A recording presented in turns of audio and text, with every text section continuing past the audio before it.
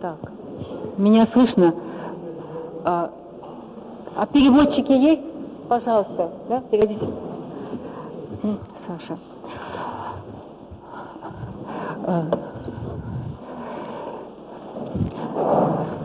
Сейчас у нас такая интермедия между первой и второй частью нашего заседания. Я пригласила двух наших самых известных феноменологов, чтобы они поделились своими впечатлениями о докладах, с которыми они познакомились на сайте нашей конференции. Я им высылала и оригинальные статьи. Вот, они их внимательно прочитали, и сейчас они их как-то прокомментируют. Я предоставляю слово профессору Матрошиловой Нелли Васильевне для первого комментария. Благодарю, Виктория Георгиевна. Я... Да? Слышно? Слышно? Благодарю. Я должна с самого начала признаться, что я с большим трудом согласилась выступить, с трудом для себя. И я до сих пор не уверена, что мне надо было получать это приглашение. I'm not sure that I had to take part in it. I have been studying philosophy since I was a student, and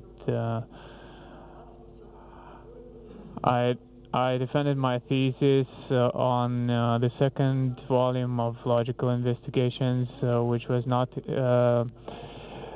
translated at that time, and I have been working with phenomenology ever since. I've finished a book on early years of Husserl in Halle.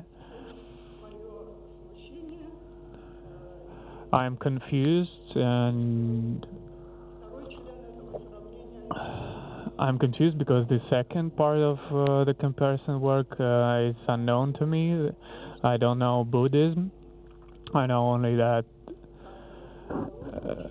I know only something that I've already read because of the general interest, and there is another reason. If when I visit Germany, as a rule, I have some excursions to Buddhist centers because my friends in Germany, as a rule, they are really into Buddhism, and they know it very well. But this is something exotic to me. Excuse me that I dare to speak about Buddhism when it would be more appropriate not to speak anything. And I would like to thank the organizers of the conference and the guests of the conference, which are well renowned, who came to Moscow to talk about this link, this connection, phenomenology and Buddhism. I would like to speak about Professor Bidball's presentation. It is a really interesting text. I read it, and I will read it again to understand. I would like to give a few comments to this text. Professor proposes a thesis. Phenomenology has obvious similarities to the methods of meditation in Buddhism. This thesis, I support this thesis, but only partially. Excuse me, because maybe I'm mistaken. It would be better to say that it's obviously connected or similar, but it has more discrepancies, more differences, and they are really substantial differences. Those are two really different methods. Another thing is that those who know both methods, they can enrich their understanding of the subject of looking into oneself, which is common for the both systems. How does Professor Bidball support his thesis? He gives a known idea of Husserl, that that the canonical texts of Buddhism are similar to phenomenology. He did say it in 1924, and he also said that there are similar grounds of the methods. What he meant, we could spend a lot of time guessing what he meant, but this is a really serious idea, of serious proposition, and we know that Husserl never said anything without serious grounds. How does Mr. Bidball develop this similarity? He's well-grounded. He takes a topic of phenomenological reduction and the epoche. This is an enormous, vast topic. There are a lot of moments and different aspects in the topic, and there is a vast amount of literature within the phenomenological tradition and outside of it on this topic. What is the similarity? The similarity is that both in Buddhism, as I understand it, and phenomenology have a problem of entering the phenomenology, or entering the sphere of phenomenological analysis. This entrance cannot be just on the spot. You come to phenomenology and the next moment you are a phenomenologist. The same is in Buddhism. If this is a similarity, then I think that those are right who say of some familiarity. And if we think about it, turning to the literature of concerning the method of epoche in phenomenology, those are it becomes clear that those are different procedures and they have different aims, and the process of entering the sphere of phenomenology is different.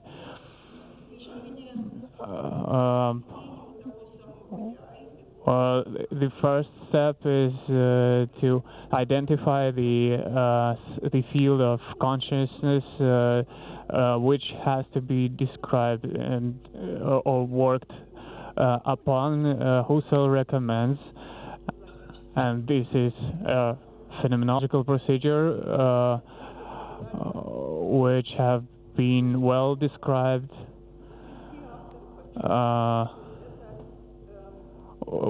about Buddhism. Buddhism say that this is a personal turn, and the same is true about phenomenology. For example, Levinas says this about phenomenology. Phenomenology is not Buddhism. Buddhism is positioned as teaching, and phenomenology as well is a teaching of some preparatory work that has theoretical groundings. It is a large region. For example, the method. How can we go to the field of consciousness to single out the procedures? Husserl was attacked for his transcendentalism, but he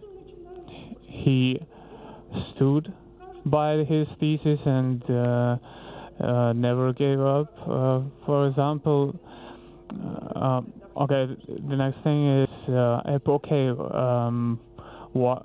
Some people compare it to nirvana as a turning, but phenomenologists don't turn themselves off from the world like a person who enters nirvana. So here the methods are really different, have different contents. Then Bidball singles out the metaphor of seeing in Husserl as characterizing the phenomenological theory of Anschauung. But this is really specialized procedure, which may not be something like the attainment of nirvana. This is structured structured set of rationalistic methods or rationalistic steps, which he described in many detail. Starting from the first works till the last works, he now and again goes into more and more details. And Wesensschau,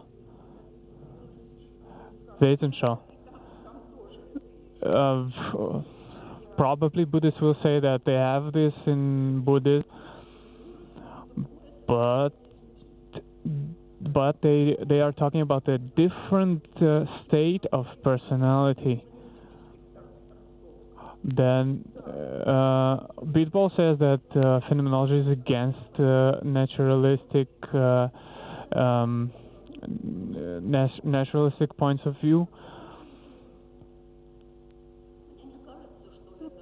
This is part of phenomenology, but I don't think that this part is really, and this part is present in Buddhism, but I don't think that this is, they are the same. I like it very much when in the description of Buddhism I hear about the concentration of overcoming worry and overcoming some obstacles to the right seeing. Yeah, we have it in phenomenology, but the worries are not like the ordinary life worries. They are the worries about not going to naturalism, about strictly following the steps of the phenomenological procedure.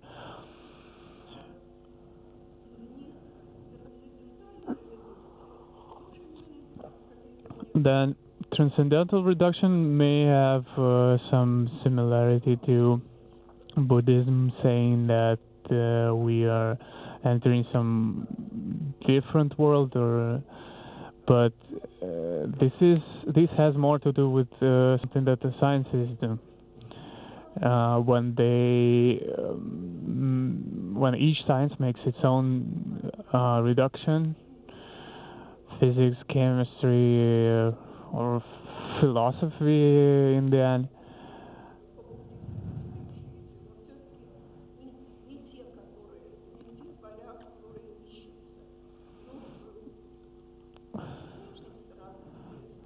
From the outside, this may seem as something having familiarity, but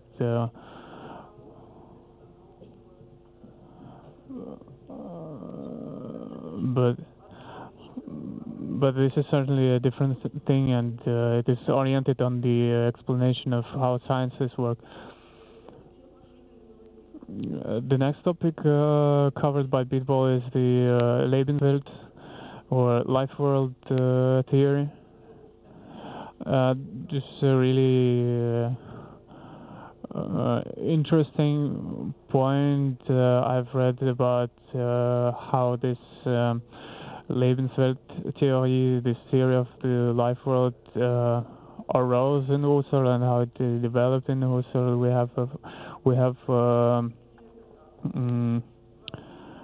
have a wrong idea that Lebenswelt is the Welt des Lebens, the world of living, but we have to be clear that phenomenology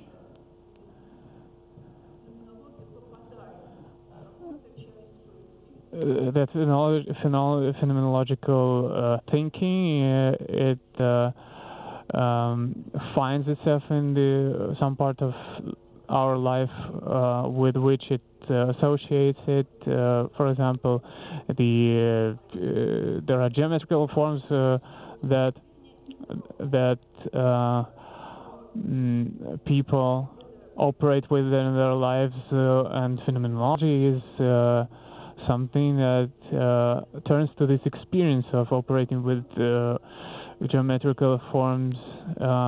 There is wonderful analysis in the crisis work, where Husserl shows how geometry arises from human experience. But this is really peculiar and somewhat limited turn and a perspective that should not be equal to the world of living. To say that I like it very much to be here at this event. I think that this is extremely valuable for our institute for two reasons. First, there are specialist professionals of the quality which is rare in the world. If Victoria Georgievna could organize this, and if such guests could be here and make presentations, this means something. In my history of philosophy department, I told her, do you have any philosophy? In the West, I asked people if they have such scientists as in the sphere of Eastern studies as Victoria Georgievna and others. Thank Victoria Georgievna for enlightening us and showing us some of the Eastern points of view and the Eastern traditions, and I would like to thank her. I would like to thank all the people who came. I've read all of them, and thank you for coming.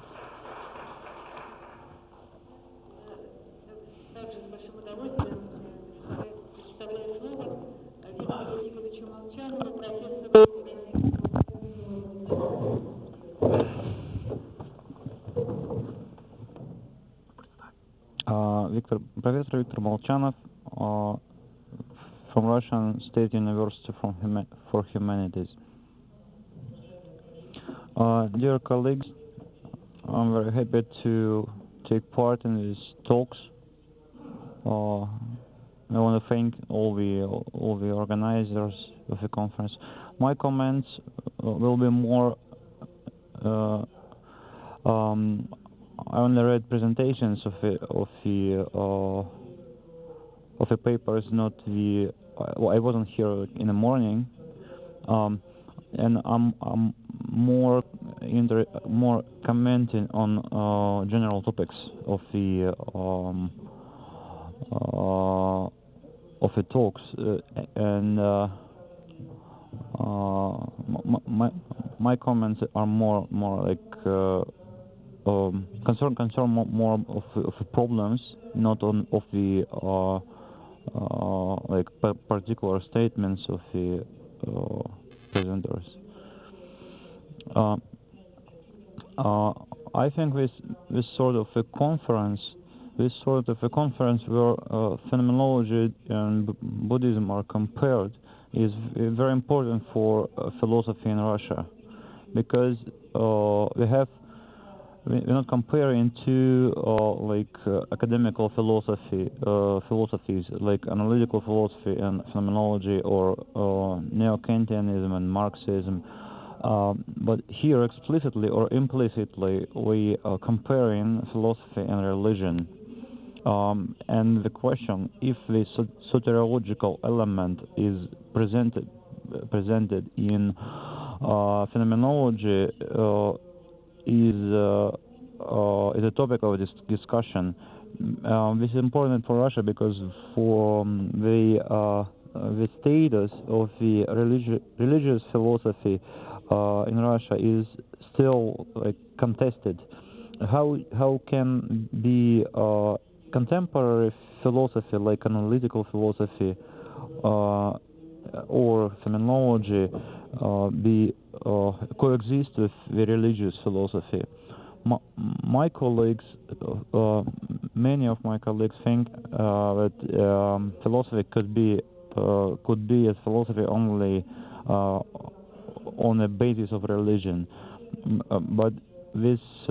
And in this context, this comparative conferences like this is very, very,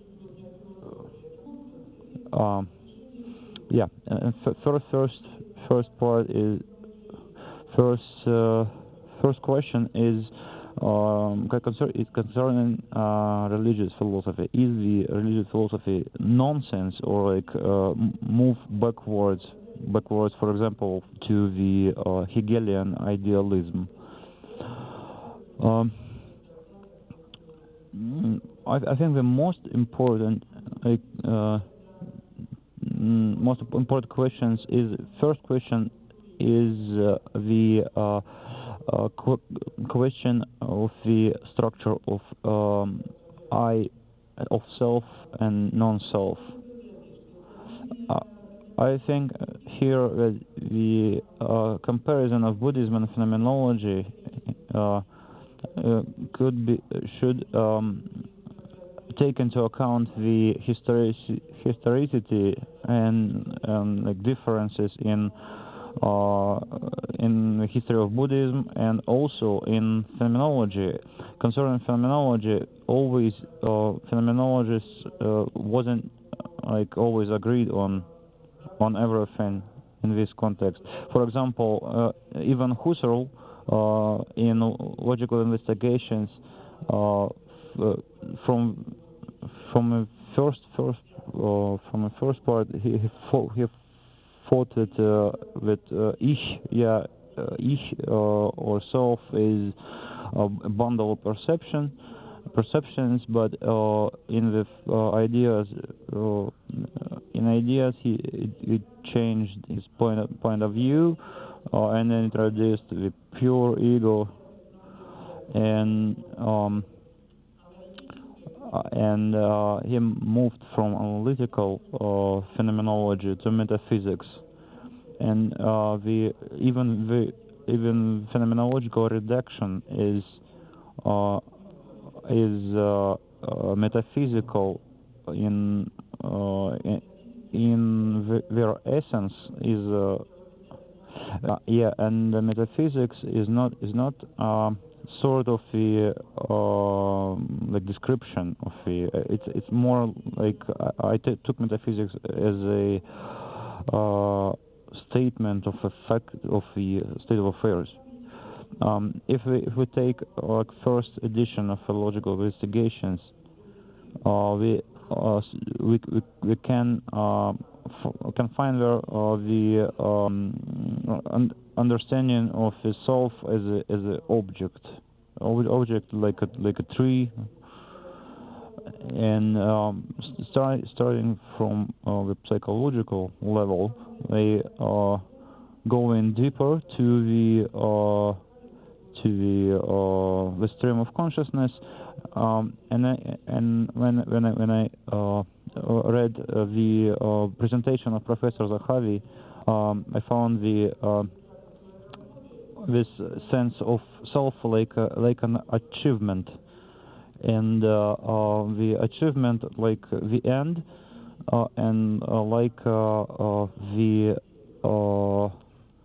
the object and self like something which you can be proud of. In this context, if we compare Buddhism and phenomenology, there is like there is a big problem. As Karl Popper famously said, if you want to find similarities, you will always find it. And so I think we should look for the differences, for the sedimentation, for the sediment. Like I could say about Husserl, that Husserl was working like by this sedimental method. Like when you're bracketing something, you something which left after the bracketing is the object of phenomenology. And Husserl and Heidegger, but of course not Brentano. One of the main points of phenomenology is the understanding of time. Like Noriya Vasilievna, I'm not a specialist in Buddhist philosophy, but with the point of view on time in Buddhism, we could attribute to Buddhism a view on time as an illusion.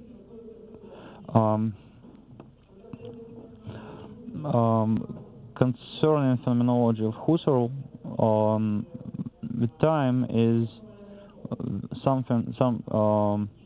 time is fundamental for the consciousness in Husserl's phenomenology, and consciousness is taken as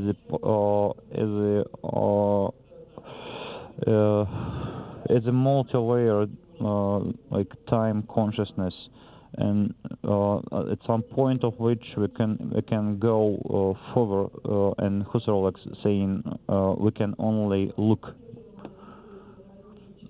There is some similarity here with Buddhism, but our main point could be the difference between like Husserl and Brentano and Husserl and Buddhism. For example, for Brentano, he'll never agreed with the essence of the consciousness is time.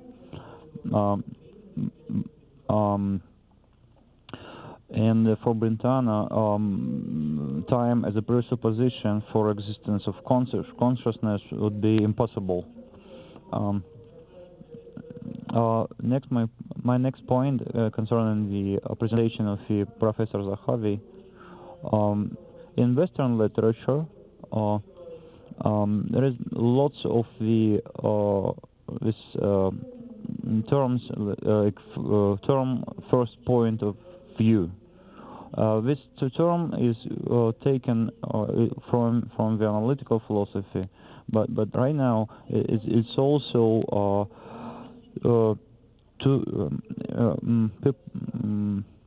philosophers also use this grammatical term for the characterization of phenomenology. But my concern is that could be grammatical term used for analysis of phenomenological experience, and like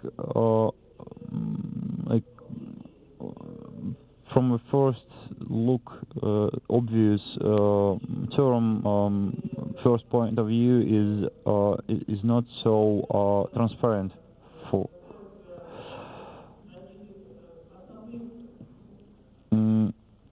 my next remark is difference between transcendental and transcendent and transcendental. For example, we can see that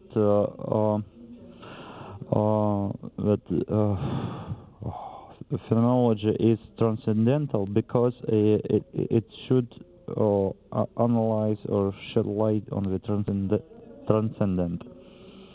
I could agree that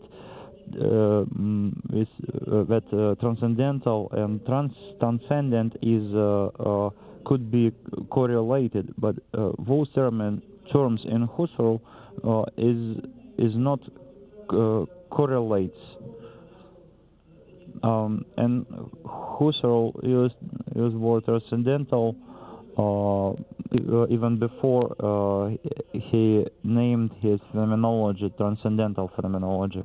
And in inner consciousness time, Husserl calling transcendental like any external object in some like neo-Kantian sense. Concerning transcendent, the term transcendental, from the other hand, as we know from the history of phenomenology, the term is connected with Husserl's turn to the transcendental phenomenology. For example, as we can see here during today's talks, Professor Zahavi can call phenomenology from one hand like descriptive psychology, and from other hand transcendental philosophy. But Husserl explicitly said that he rejected the term descriptive psychology and called his philosophy pure phenomenology or transcendental philosophy.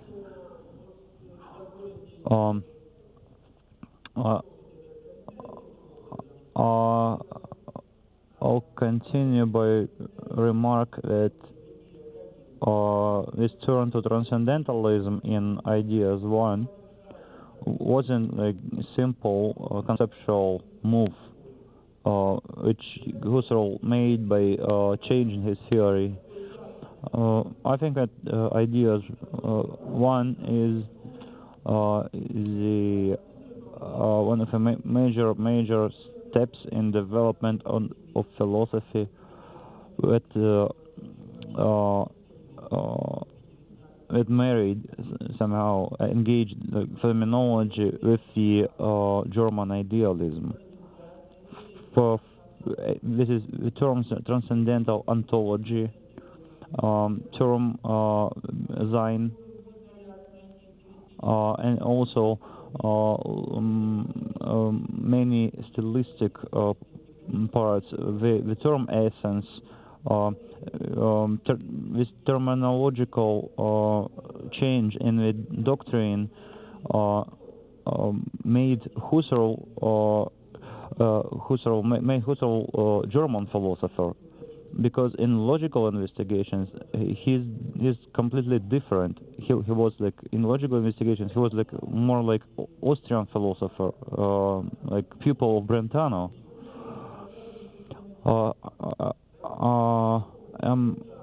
I'm completely like sure that Buddhism is like has lots of school, myriads of school, and in this sense also phenomenology is very like segmented on different schools, and maybe our comparisons should be more localized, and comparison should be on first from which the historical part philosophy, development of Buddhism or phenomenology, and which school.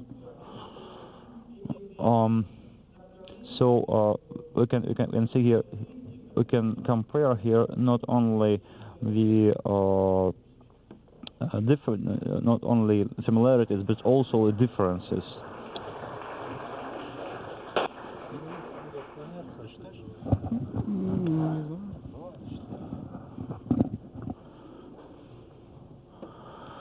Я в туалет хотел. Сейчас быстро.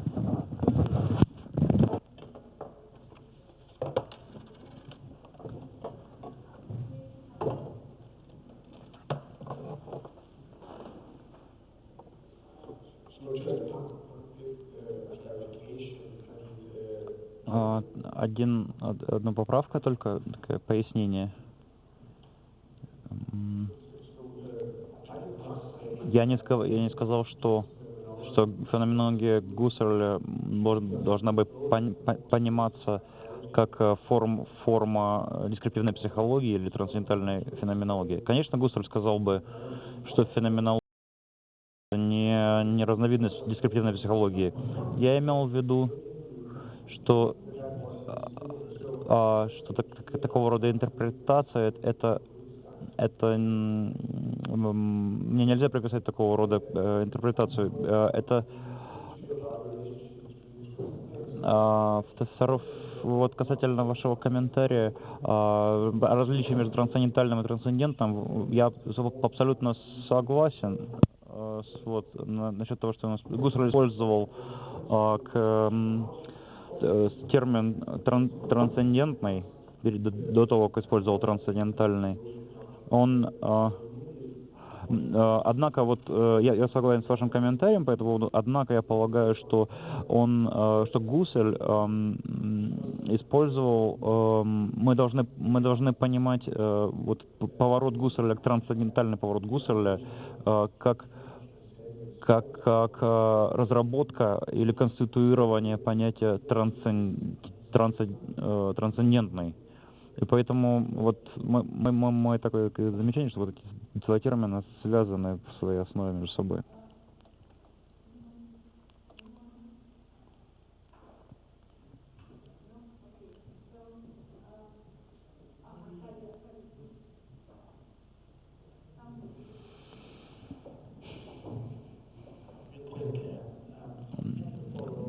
Спасибо большое за презентацию, за ваш доклад. Я понимаю вашу позицию, что когда мы делаем сравнение, очень важно, надо иметь в виду надо иметь в виду время и место. А также я принимаю, конечно, точку зрения Поппера, что если мы хотим найти сходство, мы обязательно их найдем. Однако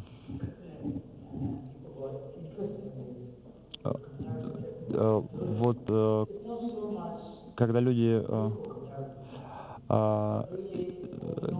работают в этом компаративном ключе, это не факт, само сравнение не является самоцелью. Целью является переход от этого сравнения к чему-то другому, к проблемам общим. И каким образом эти две традиции могут быть раскрыты и стать более понятны сами для себя, если мы взглянем на них снаружи.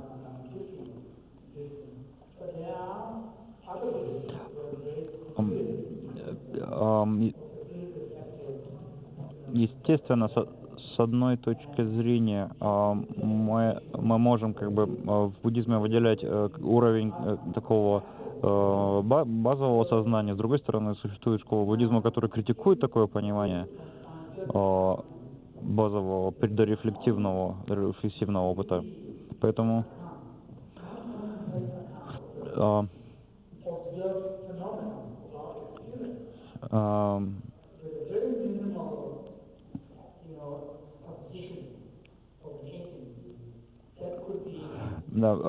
Вот, тем не менее, феноменология предоставляет какое-то понимание агентности, бытия субъектом действия, как некоторый базовый элемент, который был бы полезен для буддистов. В том числе для феноменологов было бы полезно такой термин метафизически продолжающегося «я». Не просто как конструкта, но как чего-то неконструированного, предданного. И в этом смысле здесь мы не ищем сходства, а мы ищем где-то инструменты для того, чтобы понимания того, чем является феноменология.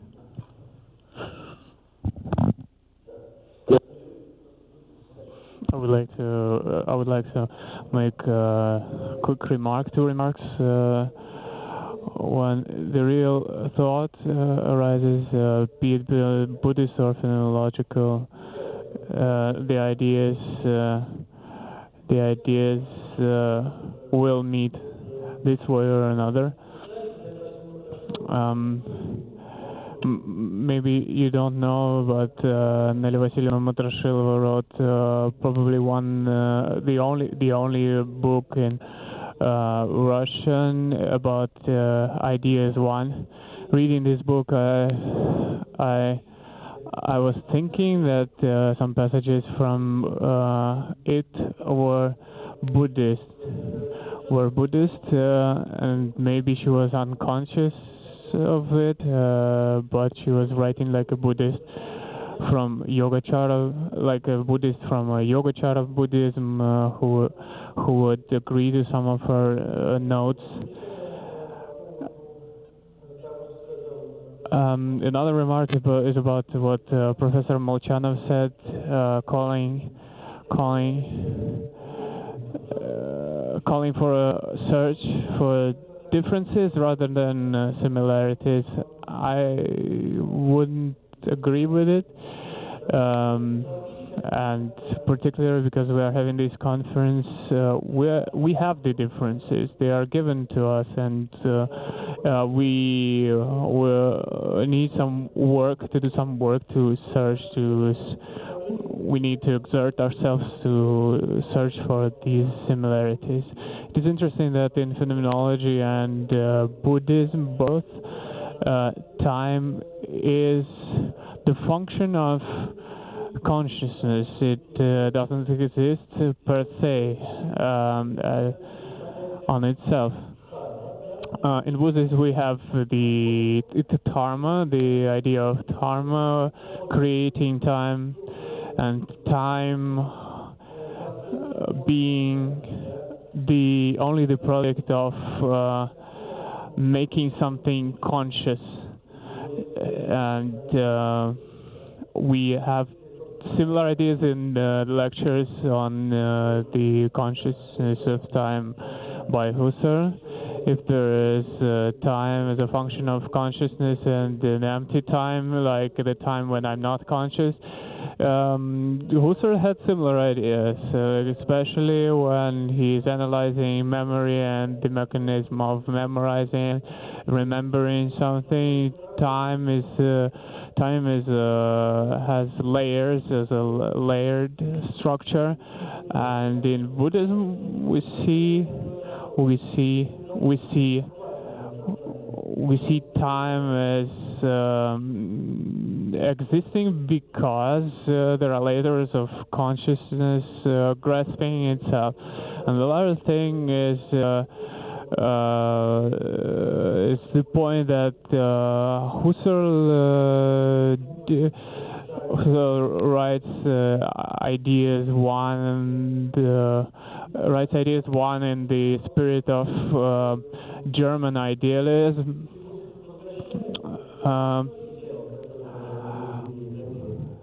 Husserl goes back to the ideas in the crisis and ideas ideas which you told he rejected later are something that he uses again and again in the later period of his work.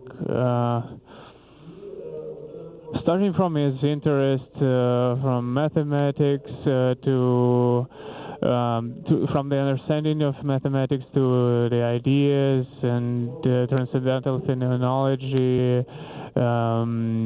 This is what Husserl is all about. Maybe he didn't do anything else. Husserl's philosophy is its apogee, its hate is the idea, its peak is ideas one. Thank you.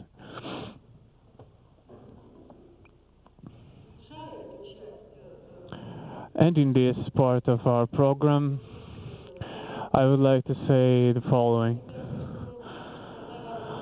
I think that when we say Buddhism is a religion and phenomenology is a philosophy, we just are playing with words, and the words which are stigmatized, religion is stigmatized now, and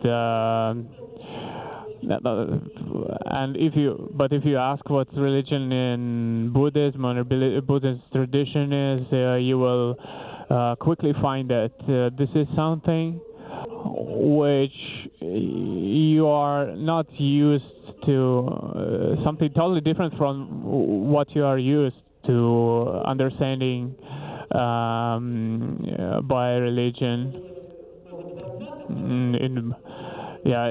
Some people may know that in the Buddhist religion there is no belief of Creator God and some otherworldly forces. What is religious about Buddhism? I think that what there is an impetus to change yourself, to change the consciousness, change your consciousness, and to become awakeness. But strictly speaking, this is not religious. Faith is faith, which we really associate with religion. It is on the lower stages of the process of liberation. I would like to point out that you should not say that if Buddhism is a religion, then there is nothing to speak about. Buddhism is one of the strongest intellectual tradition oriented on the internal realization of those concepts and ideas. The Buddhist gets, the Buddhist receives, and has to first understand and work on, and then realize and practice. This is nothing extraordinary. We know that in late Hellenistic philosophy there were schools which lived according to the philosophical principles, and I don't see any radical difference here. I don't see any obstacles to seeing Buddhism and phenomenology as belonging to the same same area, say ground.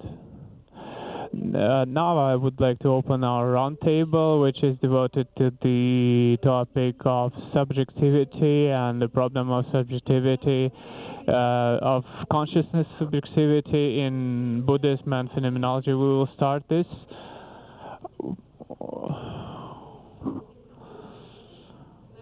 We will start this from a report by Lev Igorevich Titlin,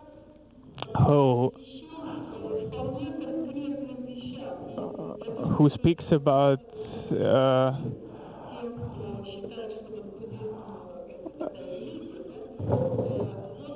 no abstract, it's not concrete concrete topic, and the arguments against the non-changing subject, the Atman, the external soul which undergoes different transformations. I would like to ask Lev Igorovich to take his place by the microphone where I'm here. Let's start.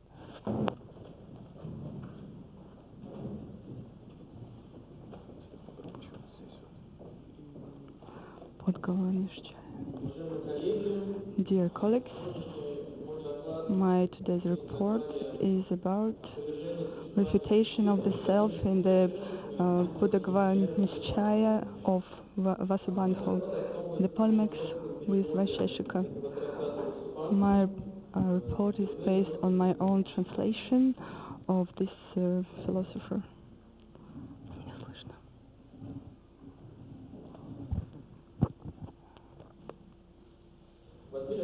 Unlike traditional Western models of subject, which is as a rule imply the existence of self, Buddhism at least 2,000 years ago, before the first criticism of subject in the West, has put forward its original concept of non-self.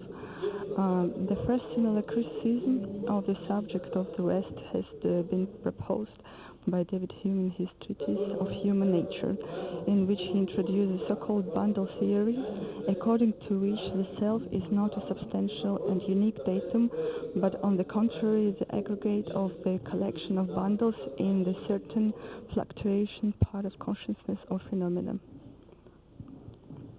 This theory is very similar to the Buddhist doctrine of Anatmavada, which states that self does not exist at the level of the ultimate reality, while admitting the existence of the level of empirical truth as a conventional term of designate the so-called sandhas or aggregates of dharmas.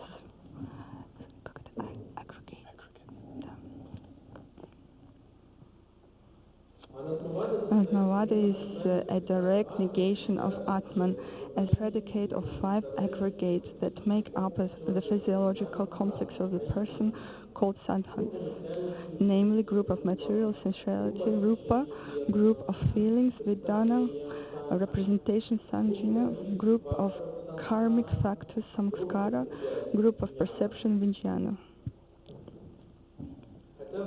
Although early Buddhism did not directly deny the existence of Atman and Atmavada, the Buddha preferred to answer the questions about its existence with noble silence. In later Buddhism, which is at issue, Buddhists are directly talking about the actual non-existence of Atman. It is important to know that 5 aggregates do not merely constitute the subject, but also the non-dual subject or object, adichotomia, the invisible unity of the subject-object life world, the encompass not only the subject but the whole knowable world, except for the so-called unsubscrita dharmas, conditioned dharmas, in particular nirvana. As the famous Russian Buddhologist Otto Rosenberg wrote his work, The Problems of Buddhist Philosophy, there is no son, no person, but only a certain texture of correlates, elements, dharma, sensual, conscious, mental, which result in a single empirical illusionary appearance called a person seeing the sun. We will discuss the main arguments of Buddhists against the theories of the substantial self with the reference of Vasubandhu, Budlavanishchaya, PV, literally investigation of self, or Pudgala, is one of the most important polemical treatises of the self or Atman in Buddhist philosophy. Traditionally, PV is considered to be the ninth book of Vasubandhu, Encyclopedia Buddhist Canonical Philosophy. The core of the controversial treatise is directed against the Pudgalani's so-called heretical school of Buddhism, which is acknowledged the real existence of the so-called quasi-person or Pudgala as a being not different, at the same time not identical with aggregates by perceived on their basis, and Vaisheshikas.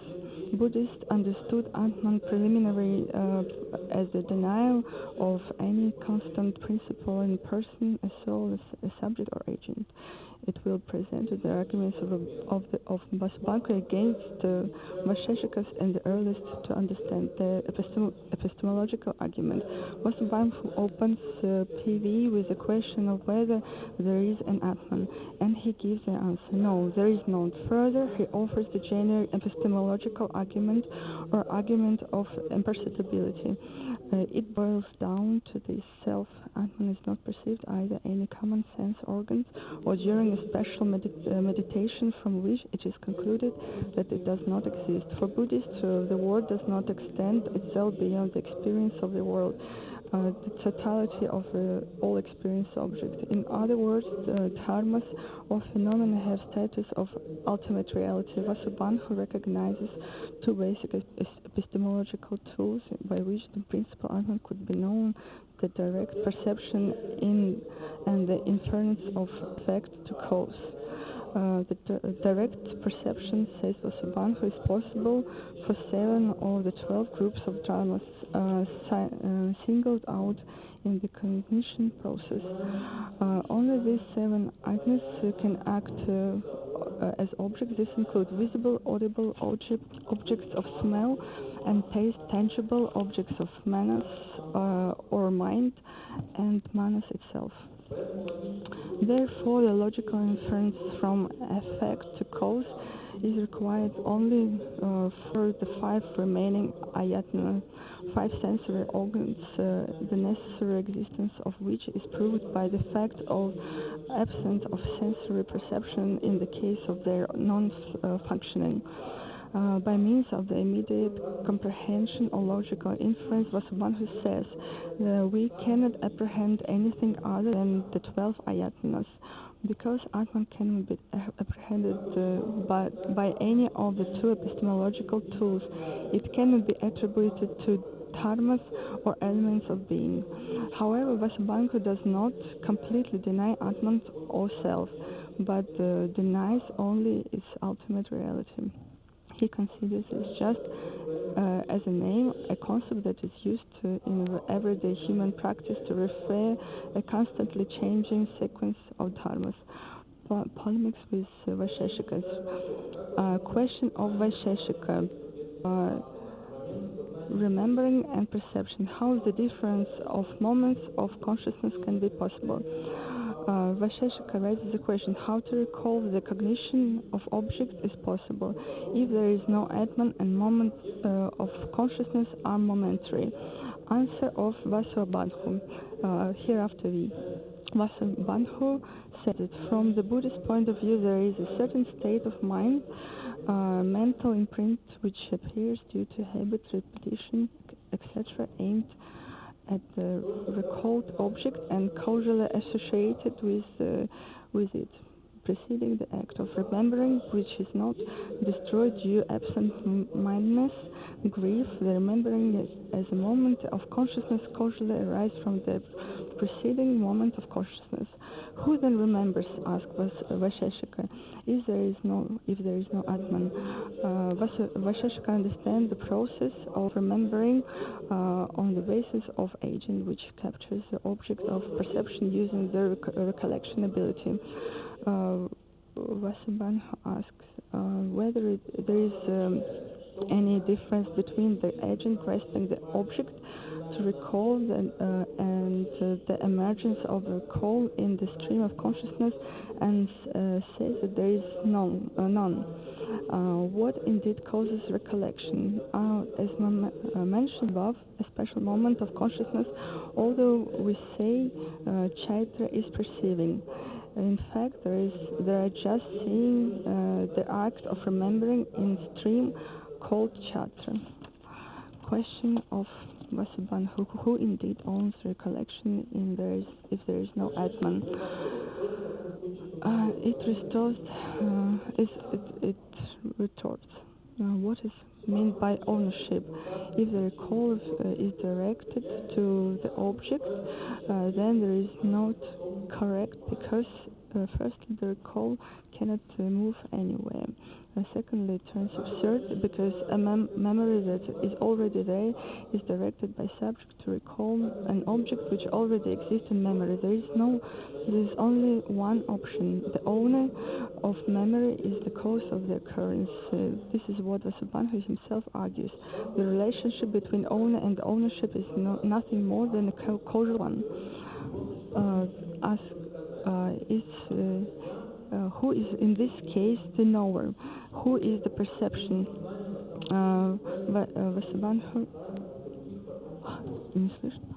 V.Г.Lысенko replies, the simultaneous causes of such a consequence or as a perception are the presence of an object as well as the apprehending ability of attention.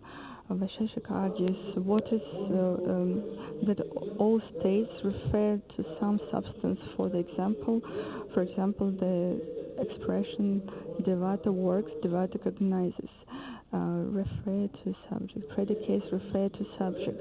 Therefore, there should be a subject of cognition. The answer of V.Г.Lысенko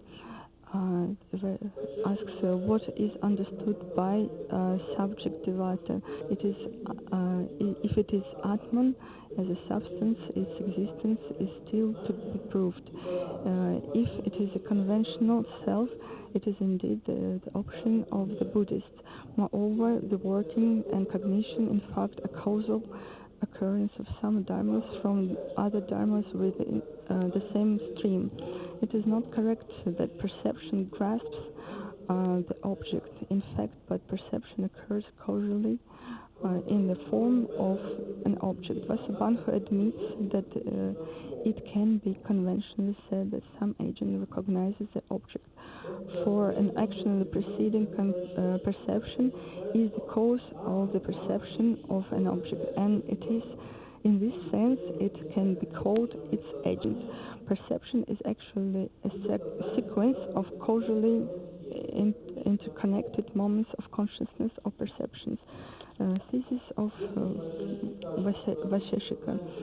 V.Г.Lысенko objects that if one moment of consciousness would have arisen from another, one within the chain of causal dependence rather than directly from Atman. In this case, either all the time the same moments of consciousness would appear or different ones, but in the same predetermined sequence. As example, the sprout appears from the seed and the leaf from the sprout. Counter-argument. Number one, it is not the case, since consciousness consists of conditioned phenomena and a defined characteristics of conditioned phenomena. In addition, the established order is observable. However, it is not as strict as in the case with the sprout. Thank you for your attention.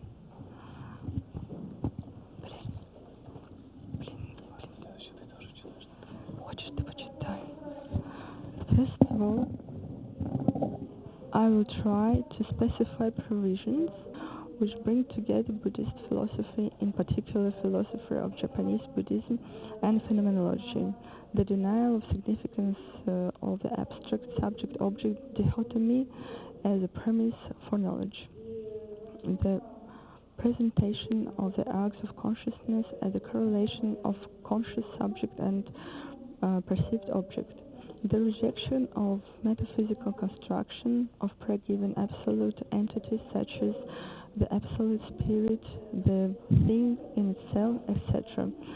None of Japanese Buddhist traditions postulated the inexistence of an independent reality, the scope of ideas or principles existing independently from the concrete world given in experience.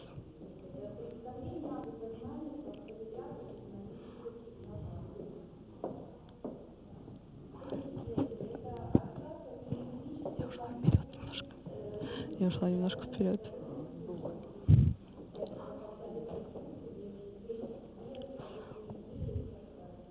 In phenomenology, the idea of transcendental phenomenological reduction epoche is a task which consists in the liberation of consciousness, breaking from natural attitudes of everyday consciousness as well as its judgment of the being.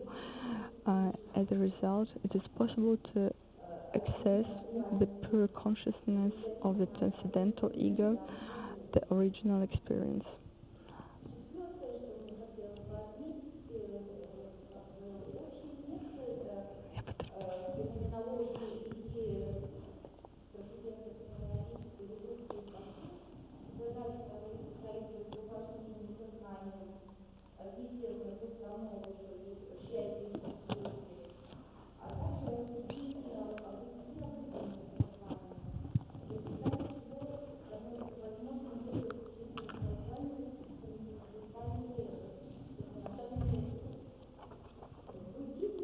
In Buddhism, it is the liberation of the mind from false notion of dualities and from human self as the return of the true self and reality as it is.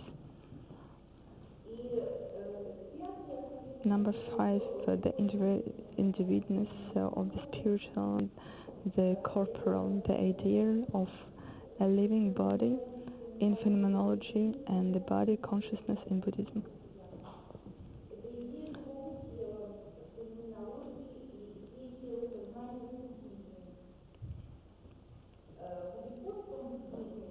In Japanese Buddhism, the idea of body-mind, or rather heart-body, was clearly expressed. The idea of the unity of body and mind in the Japanese spiritual tradition can be traced back as early as the writing of Kukai 1774, 835, Aisai 1141, 1215, Dogen 2000 and 1253 and others. The Buddhists thought the problem of the body and mind connectedness was not envisioned in the same of Europeans in the sense of European philosophy, but body-mind unity emerged in the context of fixation of the experience of enlightenment, which overcomes all differences.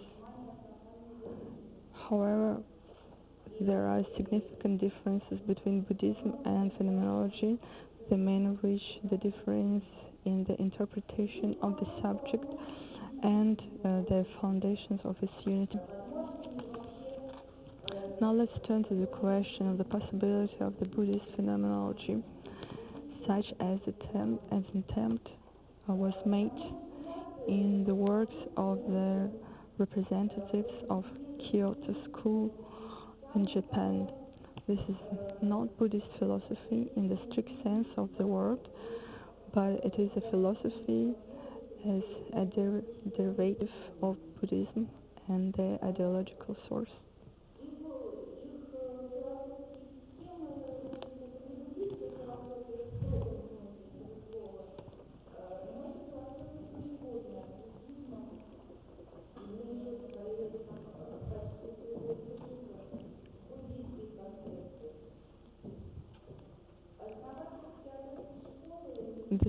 The founder of the school, Nishida Kitaro, 1870-1945, had the experience of Zen practice as a lay disciple for many years.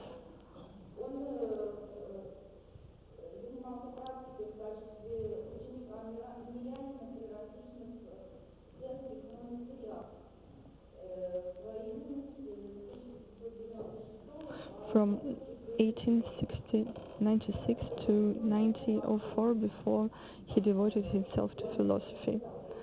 In 1903, Koju Sataku, the master of Rinzai school, verified that he had experienced Kensho, the initial awakening. 20 years later, becoming a professor of philosophy, he turned again to the intensive studies of Buddhism.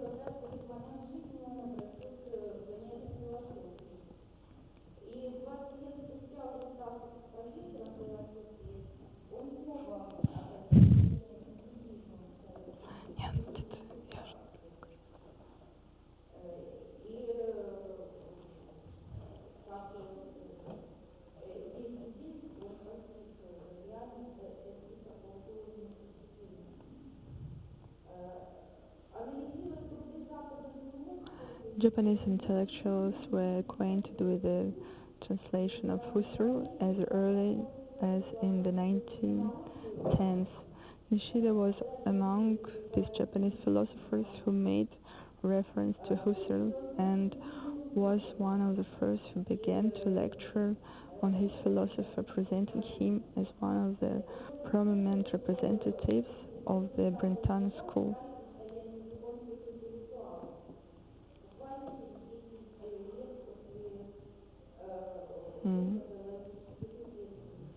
He relied, first of all, on such works as Logical Investigations and Ideas, this first volume. Nishida was not positioned himself as a phenomenologist and was one of the first critics of Husserl in Japan.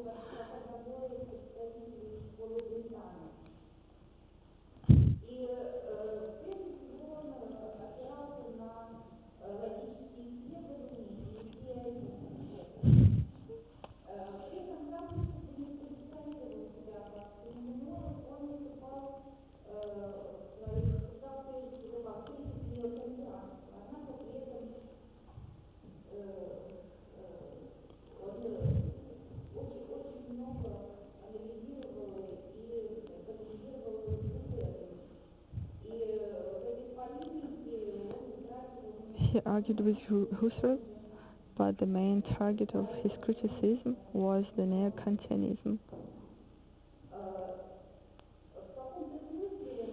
In some sense, he was more radical than Husserl in his phenomenological questioning.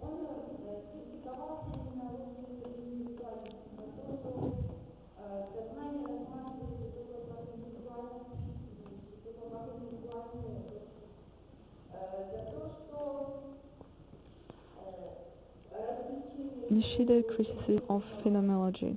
Nishida criticized the phenomenology for its individualism because it regarded consciousness only as individually existing phenomenon and experience as nothing but an individual experience.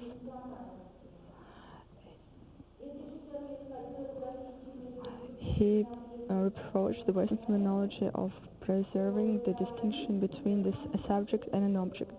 The target of criticism of Husserl's philosophy by Nishida has been the identification of consciousness with intentionality. If phenomenology defined the essence of consciousness as the consciousness focusing on something, from the point of view of Nishida, it refused from inquiry of the very essence of intentionality. And since the basis of consciousness is not set, phenomenological approach is not implemented. Nishida sometimes used himself the terms of noesis and noema to refer to the opposite poles of consciousness, but not to describe the attentional structure of consciousness.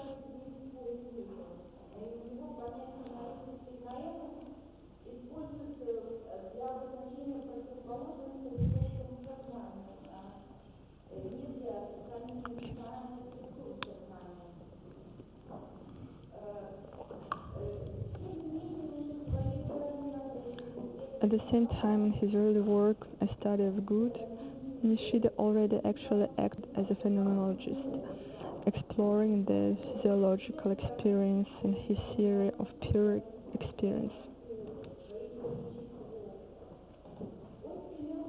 He tried to return to the original reality, its direct contemplation and description of this experience. In his essay, Nishida builds the concept of pure experience as an immediate consciousness. In his view, philosophy should begin with a review of the original consciousness, which is not put under question. The phenomenal formation of consciousness precedes the separation of a subject and object. There is only a phenomenon of consciousness. The phenomenon of a thing as a part of the phenomenon of consciousness. Per experience, it is an experience itself without any judgment of reflection. And this experience is preceded by any intentionality. Then in the book, Intuition and Reflection in Self-Awareness, 1917, he introduces the concept of self-awareness, of self-realization, by means of which describes a continuous dynamic interplay of the initial institution of pure direct experience and reflection, in which the experience is analyzed as reconstruction and reconstructed in terms of subject and object. This process of continuous as intuition and reflection infinitely mutually activate each other. Nishida considers the will as the source of that self-mirroring process that create a base for different kinds of dichotomies. He sees this process as a process of self-determination and self-reflection of consciousness within itself. And in this interpretation of pure experience and self-awareness from similarities with direct seeing of one's nature in Zen philosophy can be clearly traced. In his book From Acting to Seeing, Nishida defines the process of consciousness as a seeing without there being a seer. The concept of place and the logic of absolutely contradictory self-identity allow him to explain more precisely how the seeing without seer is possible. In his essay, Place, Nishida proposes his version of overcoming the epistemological dualism, first of all, subject-object dualism, and accordingly new model of conscious epistemological self. In general, the concept of place presupposes that the reality appears as a set of overlapping and including each other conditional fields, where things as objects of cognition and the determinant acts of consciousness that objectifies them occur.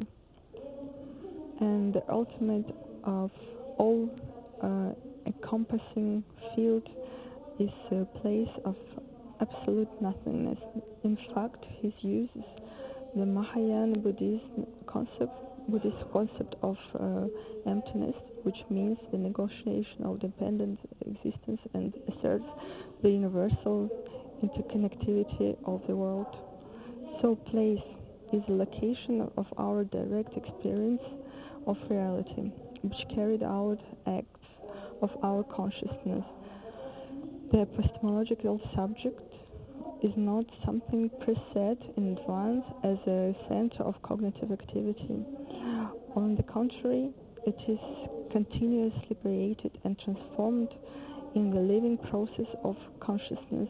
Thus, it is created through constant self-denial.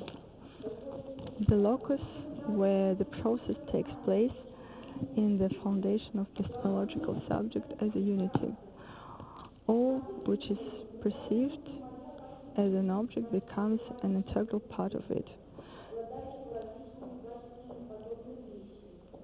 Nishida writes, if we are to define consciousness from the standpoint of judgment, it would be what becomes the predicate but not the subject. Originally, we think of the I to be a unity as subject possessing various qualities like a thing, but I is not a unity as a subject. It must instead be predicating unity, place and dialectic. The idea of place or locus where I reveals itself as contradictory identity of I and non-I and derivative concept of social self is as dialectical interaction of I and thou, where the original solution of the problem of intersubjectivity. The influence of further development of phenomenological and anthropological perspective of Japanese philosophy, and particularly the thought of betweenness. Thank you. Colleagues, I'm giving the microphone to Andrei Bazarov. He will tell us on the context of phenomenological reduction and structure of the logical epistemological knowledge in Buddhism.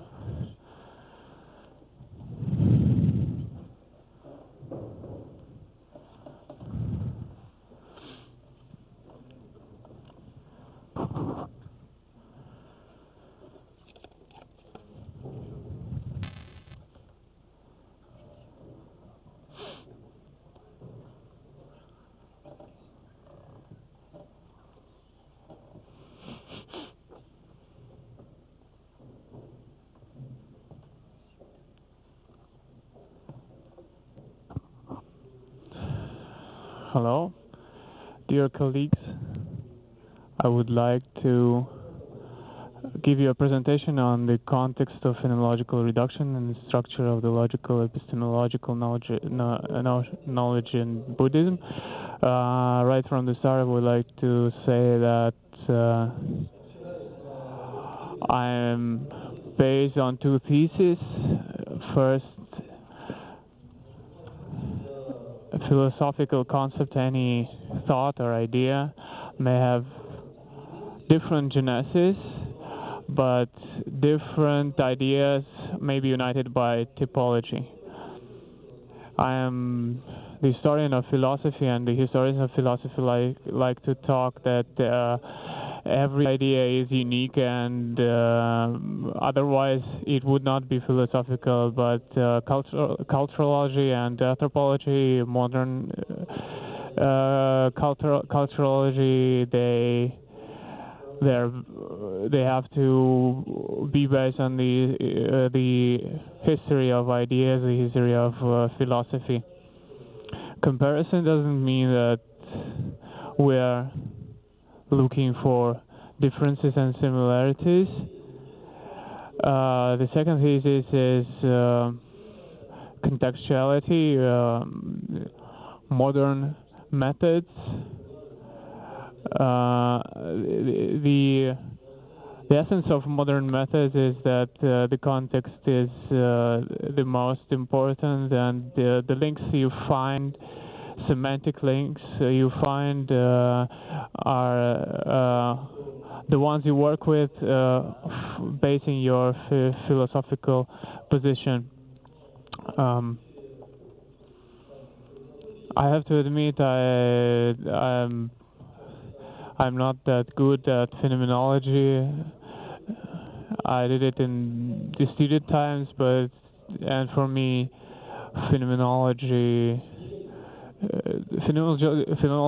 doesn't move my thought.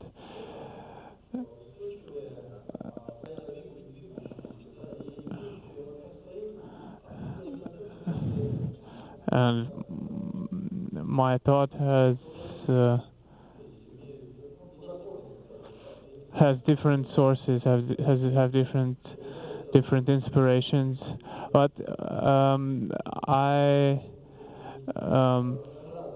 like to think about the reduction as a productive idea, and phenomenological reduction in particular. I would like to demonstrate this phenomenological reduction on the epistemological knowledge in Buddhism. I took a text from the middle 18th century, the Source of Wisdom. This text is an etymological dictionary, practically. What I see is pluses and minuses, its weak and strong parts. As any scholastic work, it doesn't show us individual things. It is really general and gives us just a scheme of what there is. This was translated from Tibetan to Mongolian for the Chinese emperors by Zhangja Hutukta and Lobsang Danbi Nyima. There was a whole institute working there. The text has different sections. There are 10 of them, and one of them is concerned with logics, the science of grounding. It's different. It's called differently in Buddhism. This science, which is the correlate of European logics. What is good about this text? This text is hierarchical. The information they give in sequence, classifying systems, and the text is broken down in groups, starting with something I could call onta. Psychology, then the theory of consciousness, then the theory of perception, of then logical constructs, and then the theory of mistakes, and the theory of argumentation, and the theory of negation. It's important to say that first, when I was translating this text into Russian, I was interested in the problems of relations between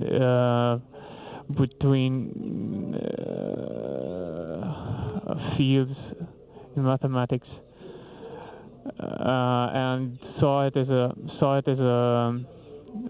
an example of scholasticism. A strict hierarchy, and I tried to compare it with logics, European logics. I saw the structure, this context in the formal context in the text, but when they asked me to compare Buddhism to phenomenology, I decided to turn to this text because it can shed light on phenomenological reduction as I understand it. Reduction is in this text is scholars. It starts with showing that it's saying that there are 7 texts by Kirti, and it gives a theoretical interpretation of this, or retells it theoretically. There's those different texts to give the gist of Dignaga and Dharmakirti, and in this they were successful. Such retellings are different, maybe good, bad, and I think that this one is good. Then another part of the text is devoted to 8 subjects of logic.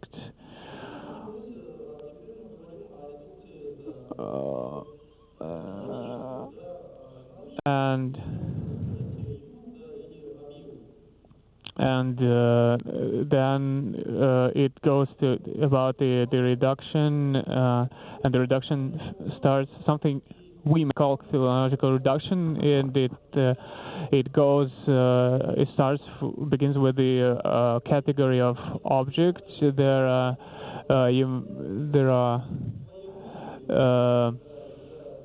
we may call this object differently, and it can be Lule and other.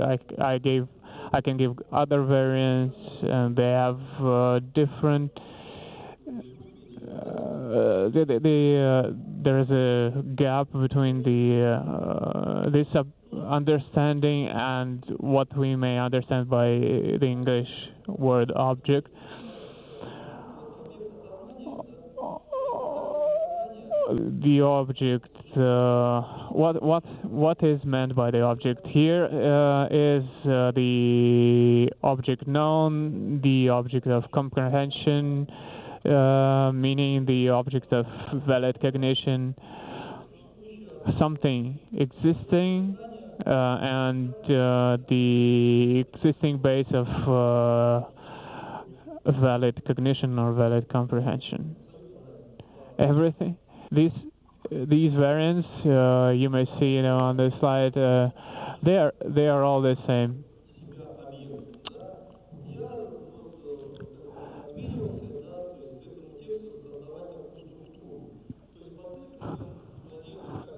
I made the structure of this text like Wittgenstein would do with his paragraphs to show a formal structure. The first breakdown about the object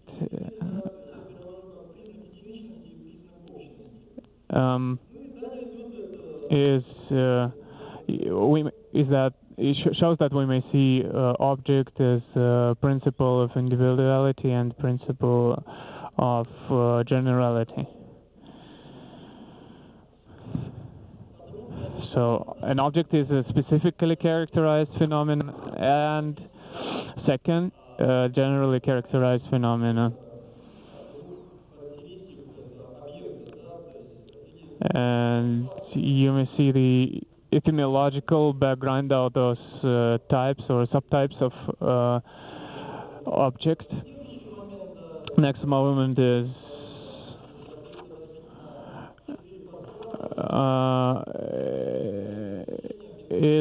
when we break down the objects into four subclasses: the appearing object, the apprehended object, the object of application, the conceived object. Then we can break down the object as classified into directly perceivable phenomena and the latent phenomena. You may see my breakdown as a ladder that is going deeper and deeper.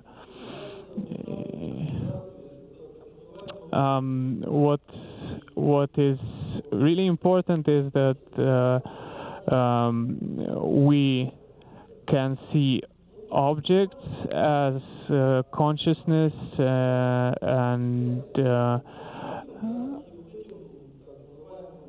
and this is what the second point 2 of my breakdown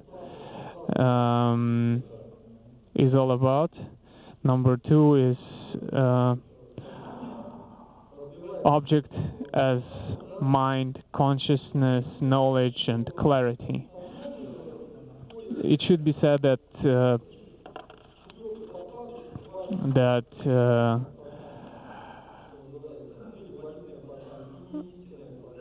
that clarity is something that which is valid or valid cognition. This is pramana or tama in Tibet language. In this block, the consciousness, we see object in the system of perception, and in the system of perception and further logic and discursive apparatus.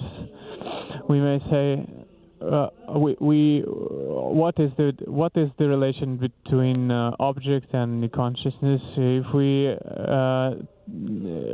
see from the phenomenological context, the object is a system. If we say, like Kant would say, or Descartes would say, something which is before consciousness, before, in two meanings. It comes before thinking, and it is in front of the thought.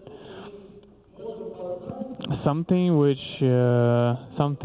we can know, and on the other hand, it is the structure, the a priori structure, which allows consciousness to appear. According to this text, object is a system. Is a system telling us about what the knowing subject is.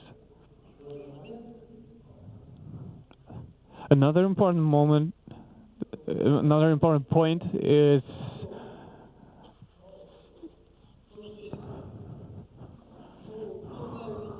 who knows Indian philosophy and epistemology, and in particular knows that prameya and pramana have the same meaning. They are interdependent. Nagarjuna showed it. There is no hierarchy between them. He never says, or Buddhism never says, that prameya is a correlate of the object. Prameya, for example, when a theory is given, this is something which comes before the pramana in text. When you explain something in this text, object is not in the first place. It is the first. It comes before the consciousness. So the consciousness arises from the object. In any reduction, we see the hierarchy. And we see what the empirical world goes to. Its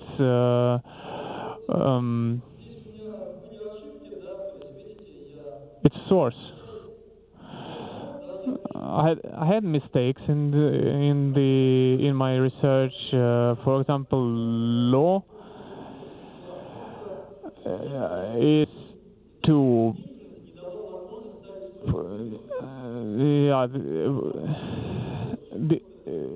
the mistakes of this classification just are related to the problems with publishing.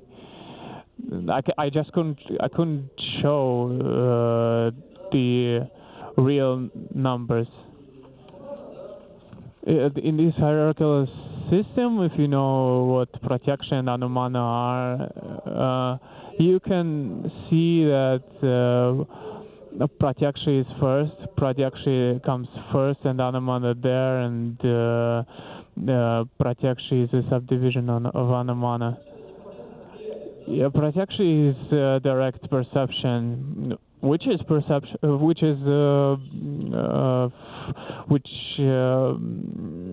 primary for a syllogistical system.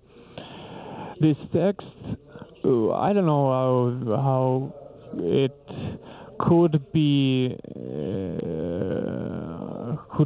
seen in the context of phenomenological reduction. I admit that,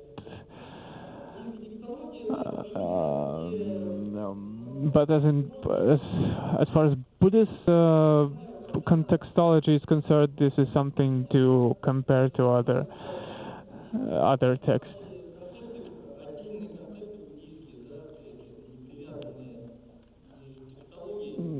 And it is really important to study it because it will help us to see the context of the Buddhist terminology, which is now and then used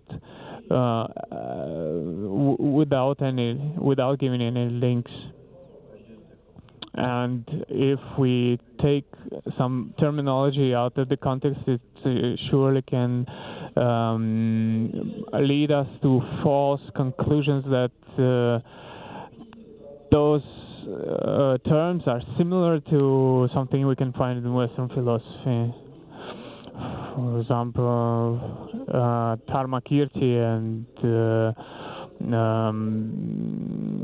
Dignaga should be seen in the context of the Indian tradition in general, as has been pointed out today, and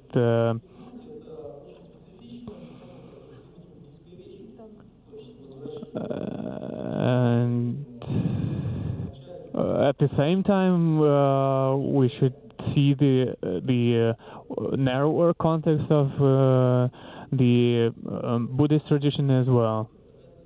And in this context, we can have a look at the Buddhist specifics, and in these specifics, there might be something like phenomenological reduction from this.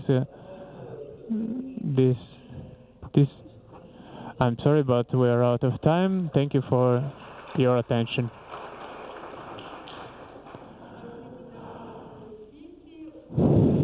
And the last presentation in this session is Svetlana Mikhailovna Kuskova, the problem of non-subjectivity in the acts of normativity.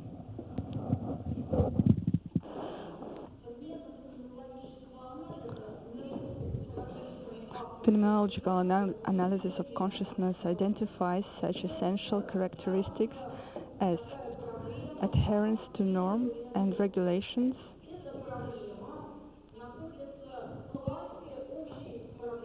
this problem is in a class of common problematics. Constitution of norms, establishing a hierarchy of norms, justification of norms. At the beginning, the consciousness follows norms, and then it establishes a hierarchy of norms and justification of norms.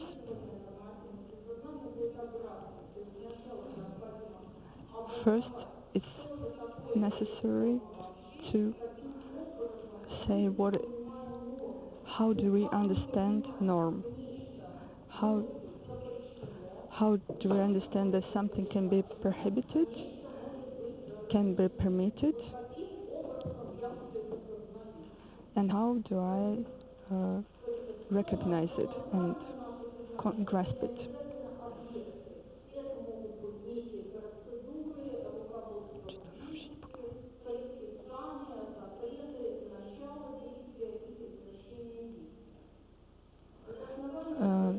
The basis of the decision to perform an action A is an information about the significance expressed through the ontic modalities. Necessary A, permitted A, or prohibited A. Why do I focus on this? When we investigate the work on consciousness, we focus only on what it is consciousness, but not what is not. There are correlates of consciousness in natural world. So an action is happening or not happening. There are no analogies of the ontic operators in the physical world. As action is happening or not happening. Only reason can require, prohibit, or permit.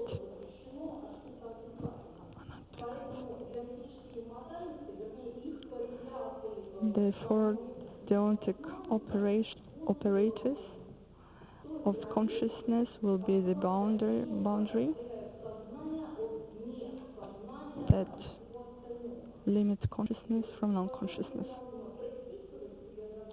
The ability of reason to prescribe laws to itself and follow its rules is investigated in transcendental and phenomenological philosophy. On one hand, Kant believed that the moral law awareness is a particular fact of consciousness that cannot be deduced from the preceding data of reason. For Kant, normativity as a moral imperative is not about the content of consciousness, but the element that constitutes the consciousness.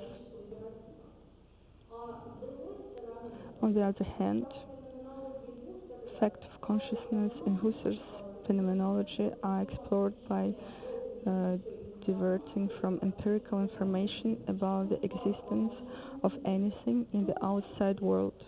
In particular, we cannot make an assumption that other people exist in the reality. So we cannot conclude that other consciousness exists, and therefore we can justify from phenomenology justify some normativity that refer to other people. Relevant information on prescription, norms, and laws of reason will be only the one that bears its pure form. It certainly determines the will, has the coercive power towards the subject, and reflects a certain state of affairs in the ideal object sphere. The acts itself are permitted. Some acts of the consciousness are necessary. For example, following rules of logic. And some acts of consciousness we do, but we have no right to prescribe connection to the events that do not contain, such as black cat crossed the road. Therefore, something bad will happen to me in the evening.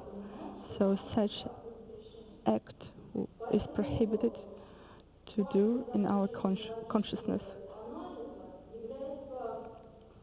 For our phenomenological analysis is to define a pure structure of normativity. How do I understand a norm to prohibit or permit it, independently from the concrete content? Relevant information on prescription, norms, and laws of reason will be only the one that bears its pure form.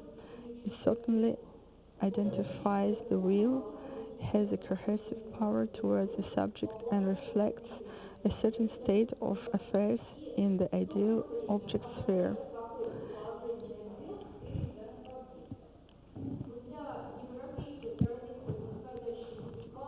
According to European thinkers, self definitely exists and is a precondition of rational connections between objects of any nature, including moral norms.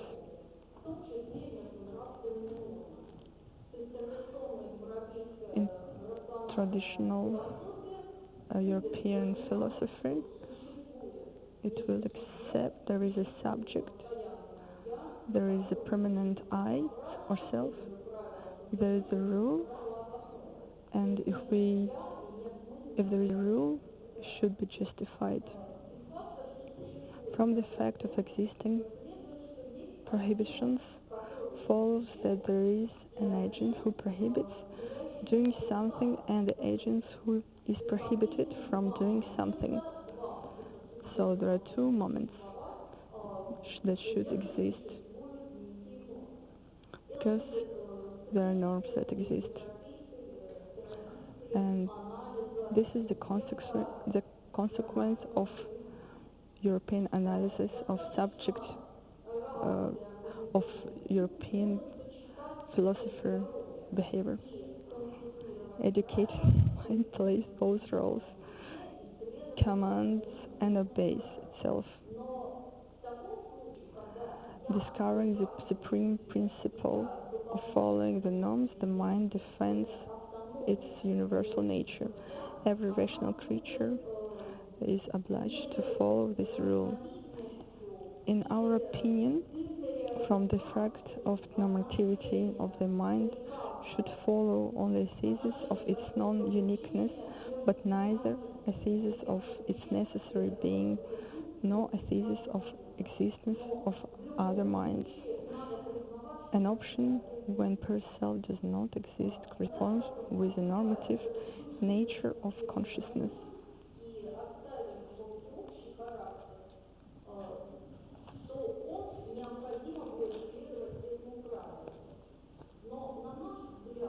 According to our opinion,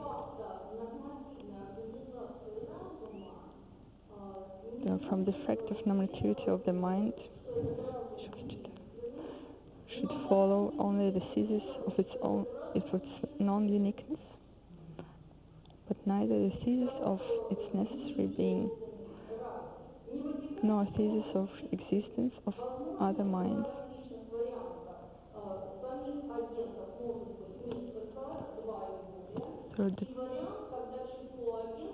So there are two options where there are two or more agents, or where not, when there is no object.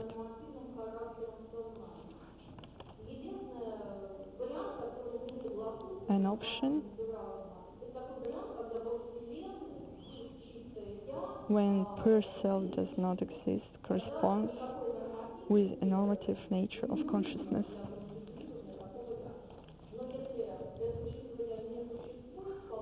But if this pure self does not exist, we can build a theory of normativity instead of it.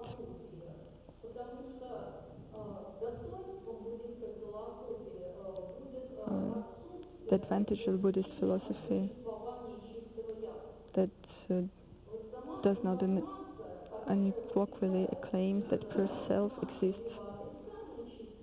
The information resulting from the acceptance of denial self is bracketed.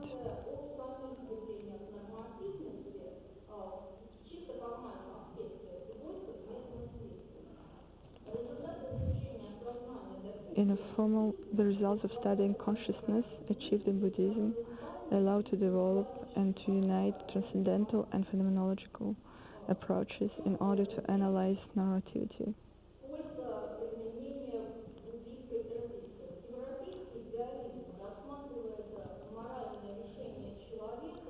European idealism considers a human taking moral decision based on some absolute scale of values perspective. If God existed, He would want us to do good. From the Buddhist point of view,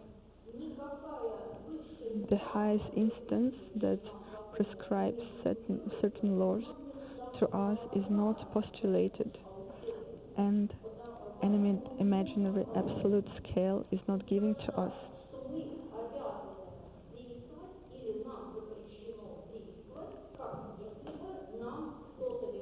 Now, in this case, an awareness of requirement is possible.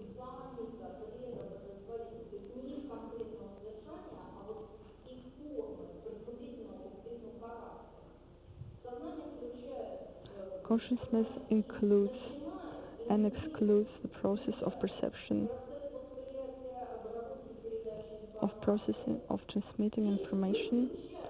It responds to the requirements such as necessary to do A allowed to do A and prohibited to do A.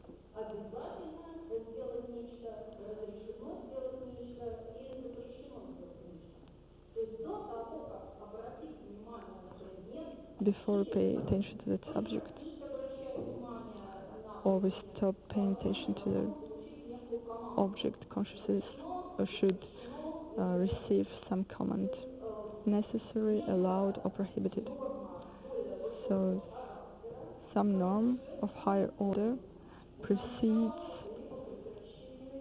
the beginning of consciousness. As for Buddhism, focusing on termination of action or state is more important than focusing on the beginning, initiation. Therefore, as a primary operator, will take prohibited. Other operators are introduced by the definitions. Necessary to do A, equivalent, prohibited not to do A. Allowed to do A, equivalent, not prohibited to do A. As for European tradition, activity and self-assertion of a subject is important. The ethics goal is to prescribe what is necessary to do. For the Buddhist tradition is characterized by denial of those actions that prevent from salvation, so that ethical requirements are formulated in a negative form. It is important to know what is prohibited. In accordance with our definitions, both strong model operators are equal. To identify the pure form of normativity of consciousness, it is necessary to eliminate all information that is external to a subject, namely empirical, physical, and psychological reasons.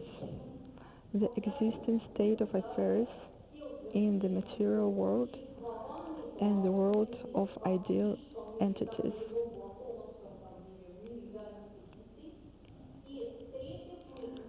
Conditions of organization of a subject, real and incidental.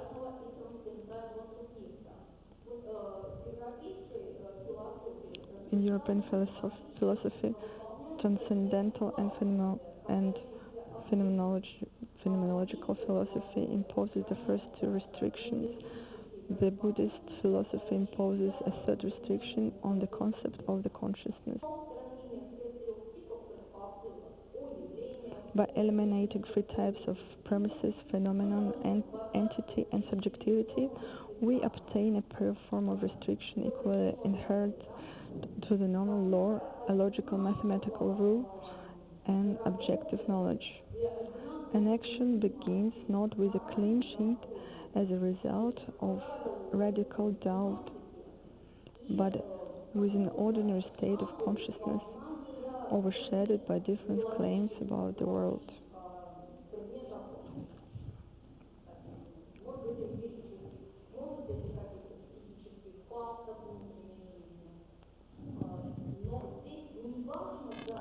It's not important in which field we act, in morality or wherever.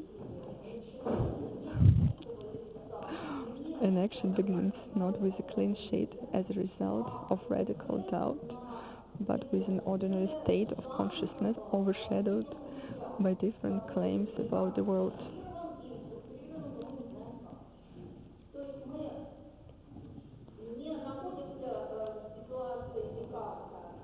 We are not in a Descartes situation that we should suppose about the world.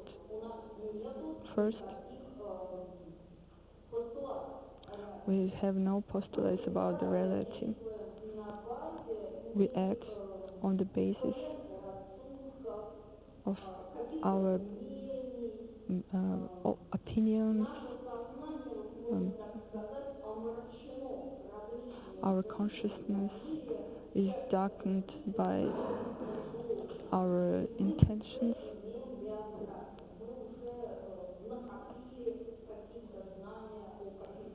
We have knowledge about some facts.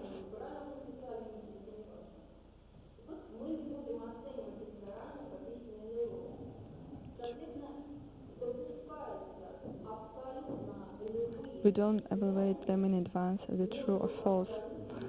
Accordingly, pure phenomena and relationship between them are allowed without any approval or denial of their essence or existence. It is possible transformation of the phenomena are still valid. The first decision to prohibit such transformation leads to the establishment of the structure. For example, when any combination of elements is allowed, there is a house. Chaos. When some combinations are prohibited, in the order is established.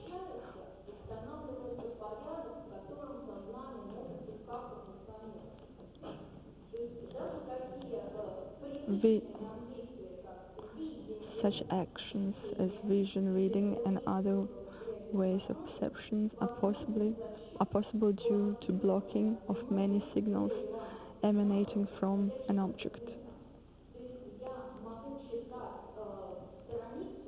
I can read a page, and in a condition that I don't see all pages.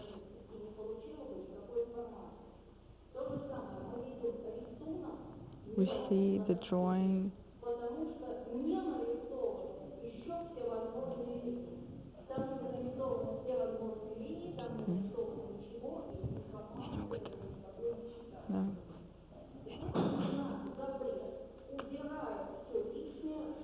So prohibition takes away all.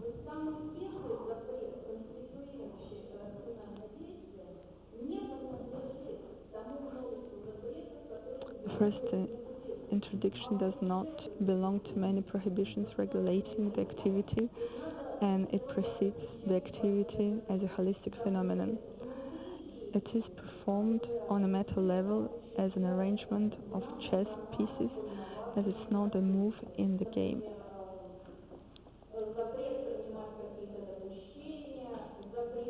However, similar to the game, the main prohibition can be conventional.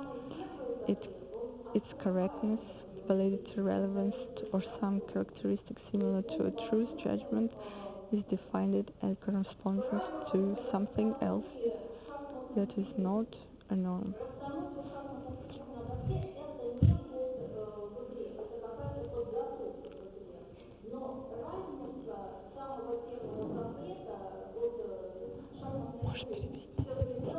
The first prohibition is constitutive to the consciousness because, for example, in chess game, when we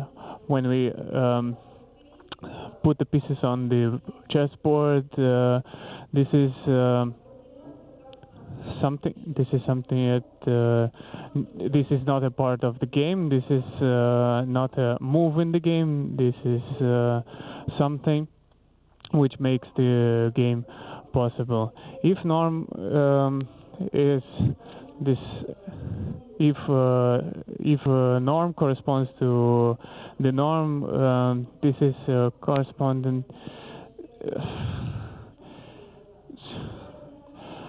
Okay. There are some options which phenomenological tradition options which phenomenological tradition opens, and for example, the first is the right norm corresponds to the ideal situation with these strong semantic relations of values. And these relations are as objective as the laws of mathematics. So beautiful is about above useful and below good, like 2 is more than 1 and 3 is more than 2, and this hierarchy shall not be changed, and between the values there is a strong hierarchical structure. That is why we accept the rules. You should choose good above useful and useful above beautiful. We can see norms in the phenomenological point of view like a projection of some identical states. For example, the logical law has 2 dimensions. From the subject, time is the prescription. From the object part, it is description. And any norm has to find a correlate in the world of ideal Sachverhalte. The second variant is based on the internal organization of subject. The norm should be free of empirical motives, and its norm is based on the principle of activity of rational being. Imagine that the rational being has no body. If for example, illnesses would not give him pain, but he would be indifferent to them. No matter how could this rational being know how to avoid something? We avoid some actions because we feel the pain of our body as a result of this action. If we didn't have pain from this action, we would have no criteria to choose actions. From the position of transcendentalism, such knowledge helping me to choose what is acceptable and what is not is achievable by the structure of pure consciousness. It contains the categorical imperative given a priori, which comes from the empty field of norms, and from this empty field comes the prescription to do some action. And from this empty argument place, there is a line going to the necessity to do an action. From the point of transcendentalism, norm is right if it is according to the internal organization of the sentient being, and Buddhism helps to give away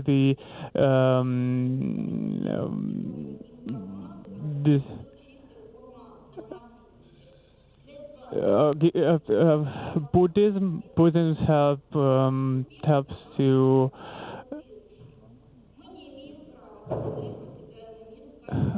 help to the following. We have no right to postulate the world as normative. Adding 2 to 3, we have 5, but in reality we have 2 plus 3 is 5. For example, if there is no reality, something we would have norms without corresponding to something external, without the internal structure of personality. We have to not see all of the possible alternatives. Instead of looking to the facts of Platonic world, we have to refuse to see the alternatives of 2 plus 3. And the Buddhist note to this second phenomenological variant is counter-natural and counter-natural to our ordinary thinking. The first act in which the subject appears is not in the same time, and it's not in the same time when the consciousness is aware of its state. The time act is an interval open from the left. There is no point in the past where the time of existence of our consciousness starts. Our consciousness is from another dimension, and it from another dimension and constructs the time row.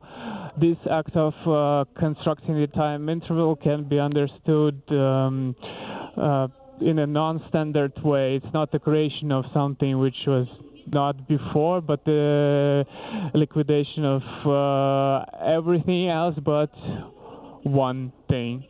And the history of prohibition, we can see that prohibition is actually we prohibit to do everything from except this one. If there are alternatives, something that remains when the all alternatives are switched off is something that is the norm. If all variants are removed by the first prohibition, if we close all possibilities except one, we realize this possibility. So the subject may be interpreted not as an as an agent of prescription, but an intentional system which remains when the main prescription is satisfied, and that hypothetical authority where the prohibition came from will be not the subject. This is knowledge without the knowing subject, and knowing subject adds nothing to the context of our knowledge, and we have the empty formula of prescription without the knowledge of action. This formula doesn't belong to action and doesn't belong to activity, for example. It doesn't belong to the activity regulated by the categorical imperative, and it doesn't belong to activity of postulating the categorical imperative. This form doesn't belong to activity of choosing axioms before constructing a logical theory. If consciousness searches for some grounds of its philosophical activity, among those grounds are we cannot find the norm we search for. The search for the grounds for some activity is subject to some norm which is not yet in the hierarchy of norms, and the norm which regulates reflection is itself outside the contents that are reflected upon. The first prohibition, starting rational activity, belongs to the structure which is on a higher meta level, which our consciousness works on in a given moment. It doesn't belong to our consciousness, and it doesn't belong to the consciousness, say some godly consciousness, Godhead. As preliminary results, I would like to say that such problem of the philosophy of right, in particular legal positivism, as the problem of the main norm, can be can be solved by a phenomenological analysis of the nature of normativity. What is the gist of this problem? All our laws are accepted based on the more general laws, and those are based on the Constitution, and there is some norm zero, which is the problem of the philosophy of right. What is an applicable problem, for example, in jurisprudence, in law, has its roots in deeper problem of organizing the consciousness without the I center. If the norm according to which the consciousness is constituted in each moment of time, it doesn't belong to any I structure. And the last thing I would like to say, research of this normative nature of constituting the rationality itself will allow to solve the problems not only in justifying ethics, but also in the problems of choosing axioms before creating normative theory. Thank you.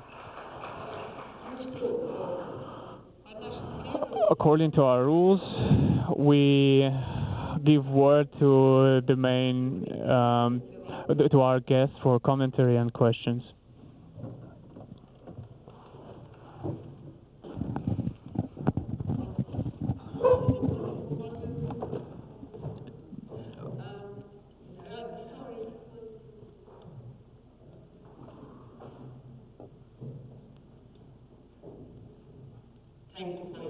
Спасибо за вашу презентацию.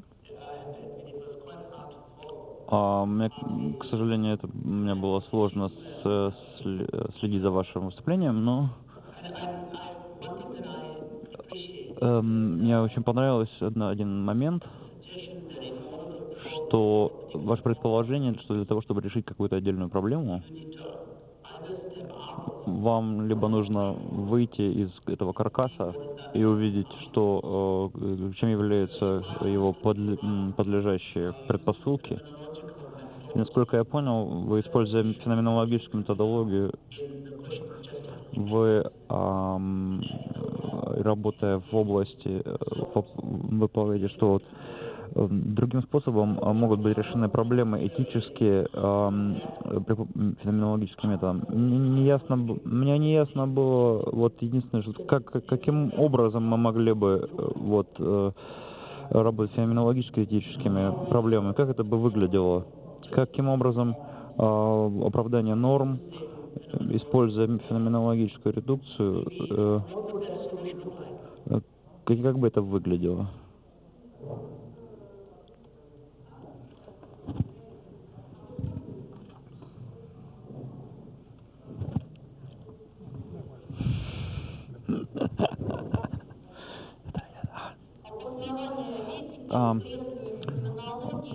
The foundation of ethics on phenomenological ground is possible when we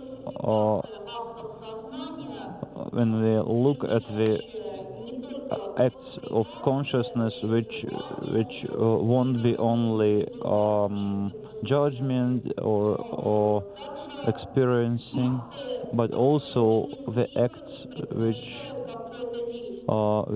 starts or motivates some action.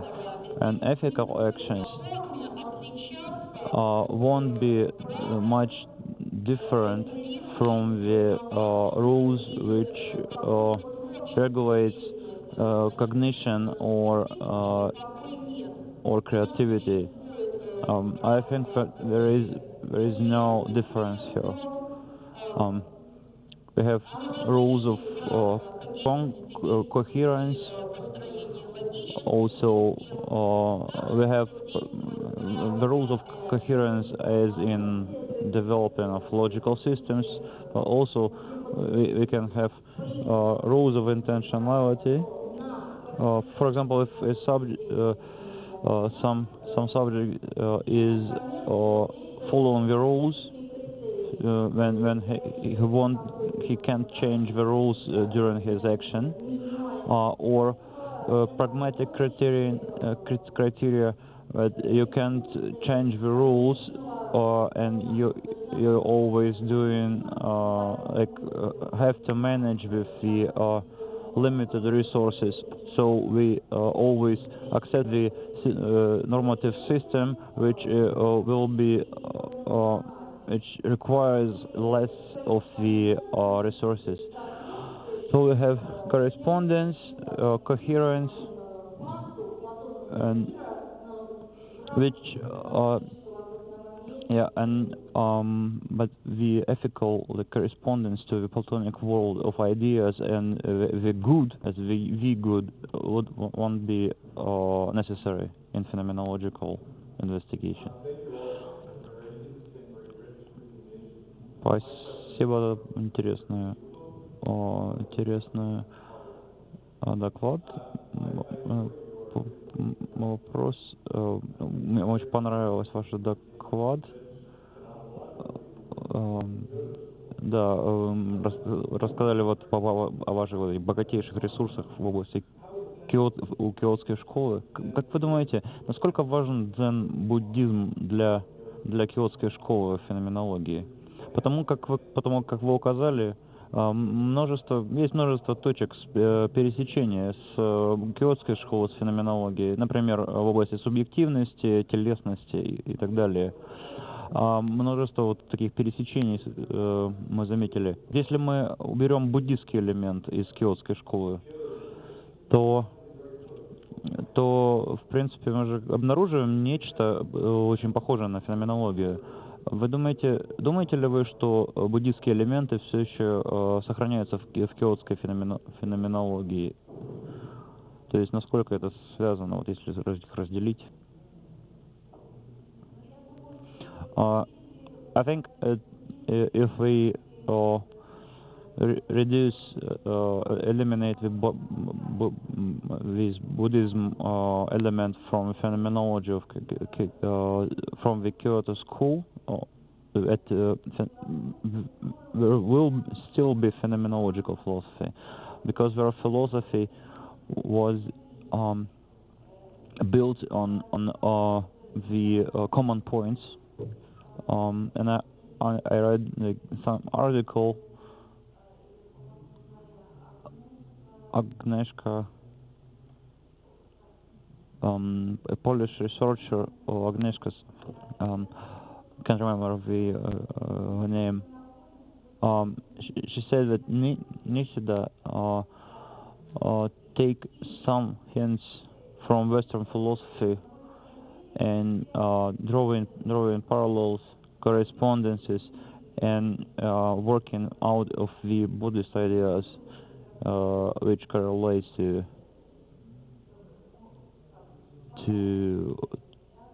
the Western tradition. That's why I think that if we remove the Buddhism from the Kyoto school, that we still have the phenomenology. And please, your second question, can you repeat it?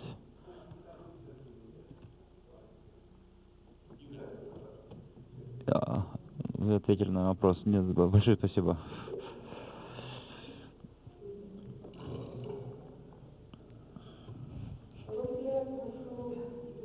I'm holding your presentation, and you're saying that Husserl was starting from a difference between subject and object as the difference between noema and noises.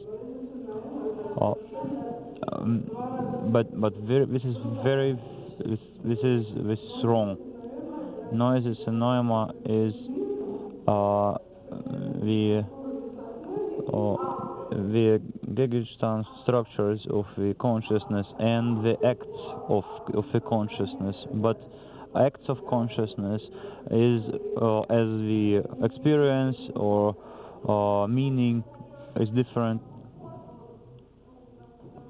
I wanted to say that this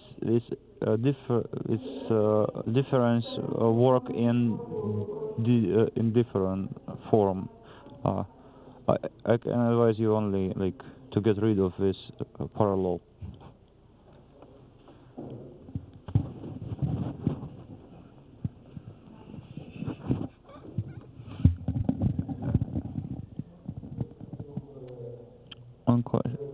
One short question.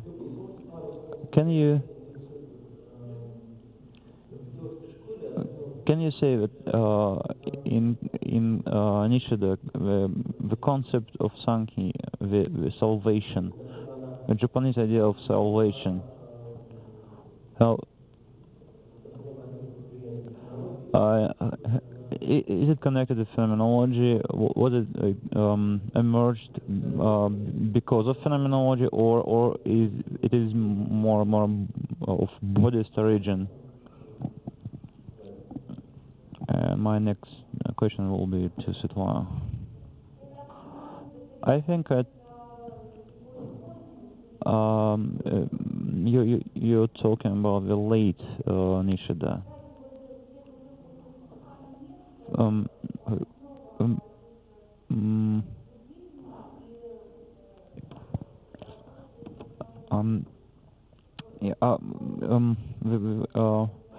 The late Nietzsche, I can tell that the late Nietzsche was more of religious thinker, but not pure philosophical.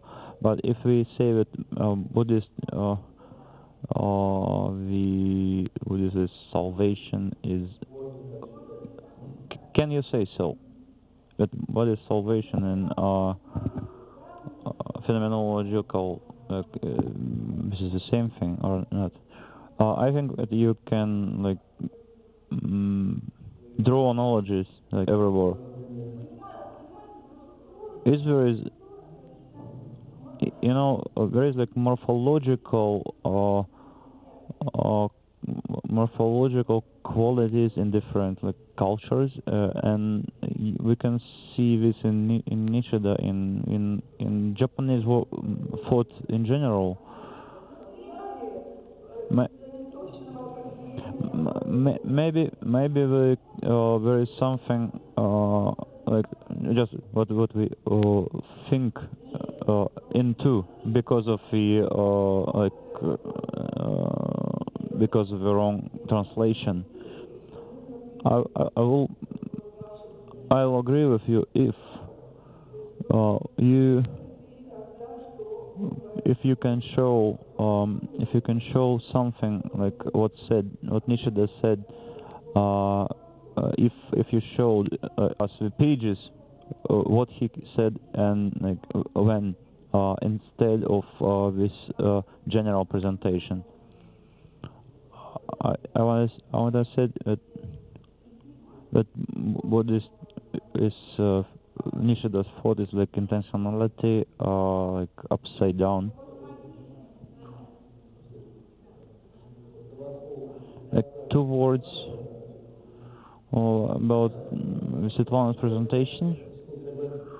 I love your presentation, but I cannot agree with any of your theses. You said that phenomenology can't prove existence of our mind, but this is one of the principles. И то, что сейчас вот называется теорией интерсубъективности, Но не можем ли мы доказать другое сознание, это еще большой вопрос. Потому что, может быть, и можем. Та же, кстати, проблема стояла и перед Дхармакирти, буддистом, который написал специально по этому поводу отдельные исследования, как раз о возможности доказательства другого сознания. Так что, в принципе, почему нет? Знаете, если я вас спрашиваю, повторите, пожалуйста, вашу фразу, вы ее повторяете, для меня это вполне доказательство наличия вашего сознания, потому что вы поняли мой вопрос, и вы мне его корректно ответили. Вы, конечно, правы, говоря о том, что запрет является такой фундаментальным основанием для человеческой коммуникации. И вообще говоря, этот запрет, это, конечно, фундаментальная такая вот основа антропологической всей мировой культуры. Вне всякого сомнения, что как бы религиозная жизнь человечества началась именно с запрета, не говоря уже о запретах там, на инцест и прочее, которые в антропологической литературе все очень хорошо исследованы. Однако, о каком запрете, если вы могли бы конкретизировать, о каком запрете, то есть вы много сказали по этому поводу, но вот запрет сам по себе, он социален, да, нельзя, можно, конечно, запретить что-то самому себе, то есть мое сознание может запретить моему сознанию что-то, но это будет индивидуальный акт, да, именно по большому счету запретом едва ли это можно назвать. Вот, потому что запрет все-таки предполагает наличие социума. Когда вы говорите о том, что сознание получает команду, вы в какой-то момент сказали, у меня вопрос, от кого оно получает эту команду? Команду, видимо, если она получает команду, должна быть высшая инстанция, которая ему отдает. И еще вы говорили о европейской этике долженствования, которое вы находите и в буддизме. Но проблема в том, что европейская этика долженствования, должен, можешь и так далее, она вообще существует благодаря тому, что существует в европейской, конечно, и в христианской традиции существует идея Бога. Да? Потому что без наличия высшей инстанции никакого должен и быть не может, потому что это все равно источник оттуда. Так, как мы хотим, это нет. В буддизме, на самом деле, вот этих вот норм, о которых вы говорите, эпистемологически их нет. То есть есть предписания, бесконечные предписания для монахов, да, в палийском каноне есть, безусловно, там сотни предписаний, что монах должен делать, что может, что не должен, что не может и так далее. Но это имеет другой характер. Это речь идет о каком-то о строгости жизни определенного избранного количества людей, вступивших на монашеский орден. Это не та же нормативность норма, которая может быть применена в светском социуме. Вот такие замечания. Спасибо. Спасибо за замечание. Действительно, когда мы начинаем анализ запрета с его перечисления функций в культуре, то мы приходим к тому, что для существования запрета необходимо минимум 2 агента, да? И моя задача показать вот чистую форму запрета, чистую форму нормативности, которая не требовала бы никаких агентов. Но в частности это возможно, когда мы анализируем некие эйдетические теории, в частности, может быть, логическая система, в которой запрещено делать определенные шаги доказательства. Необходимо сделать такое-то. Разрешается использовать конкретное допущение, а другие допущения не разрешаются. Но когда мы анализируем дозволения и запреты в ходе какой-либо познавательной деятельности, мы не ссылаемся ни на человеческого агента, ни на сверхчеловеческого агента. То есть то предписание, та команда, которая предшествует моей познавательной деятельности, она не исходит ни лично от меня, ни от моего начальника. Она лежит в основе методеятельности, фундирующей вот данную конкретную деятельность. Ну, например, если мы строим логическую теорию, у нас сначала есть некие критерии отбора аксиом для этой теории. когда мы изучаем эмпирические объекты физики, химии, биологии, у нас есть набор правил, описания в определенной терминологии, отнесение этих объектов к определенным классам, далее установление каких-то функциональных связей и запрет принимать гипотезы, которые противоречат фундаментальным физическим принципам. То есть эти запреты, опять же, не человеком, не Богом конституированы, они лежат в основе второй этой метадеятельности, которая обосновывает ту деятельность, что мы выполняем в данный момент.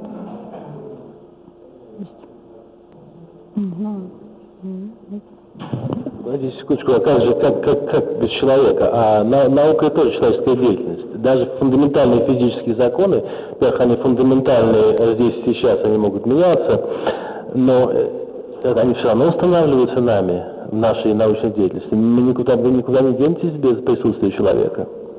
Кто устанавливает эти нормы? Давайте, если не Бог, не человек, кто? Природа? У нас нет никаких доказательств этому. И быть может. Но здесь дело даже не в том, что человек есть автор этих теорий, но человек автор не в смысле сочинитель стихов, а в смысле тот, кто увидел, что есть на самом деле. Я говорю о функциональной связи между величинами. Она не будет установлена человеком, она не создана человеком, она какая есть, такая есть.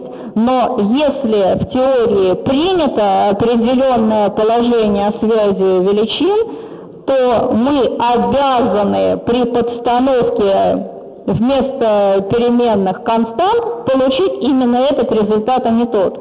Не потому, что нам кто-то повелел, а потому, что он детерминируется, как-то принудительно навязывается самой структурой этой деятельности. Но такая деятельность тоже имеет под собой некий фундамент. Спасибо большое.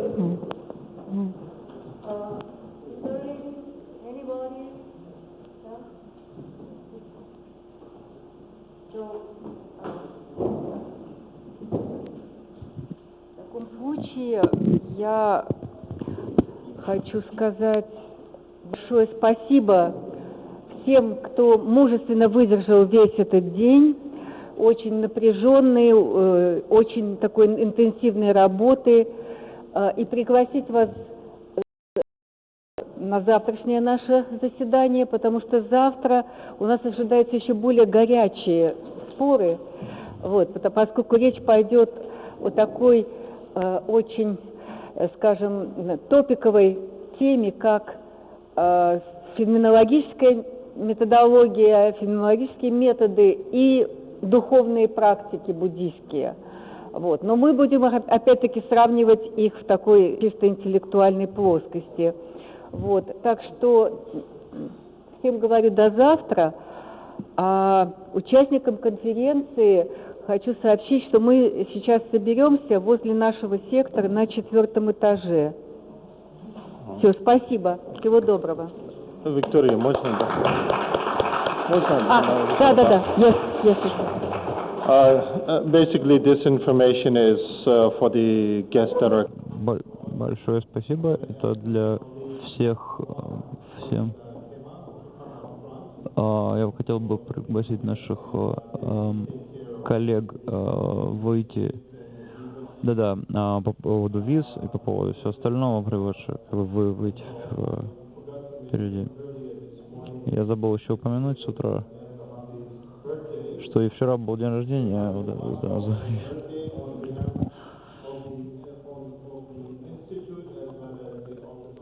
Да, и от института, и от тибетского сообщества. Мы хотим пожелать вам дня рождения, счастливого дня рождения. Обычно в русской традиции мы открываем бутылку шампанского или водки, но так как мы буддисты, мы такие виды деятельности не рекламируем, поэтому прошу прощения. Однако, мне кажется, что в индийском посольстве они для вас что-то приготовят. Если у вас есть какие-то вопросы, то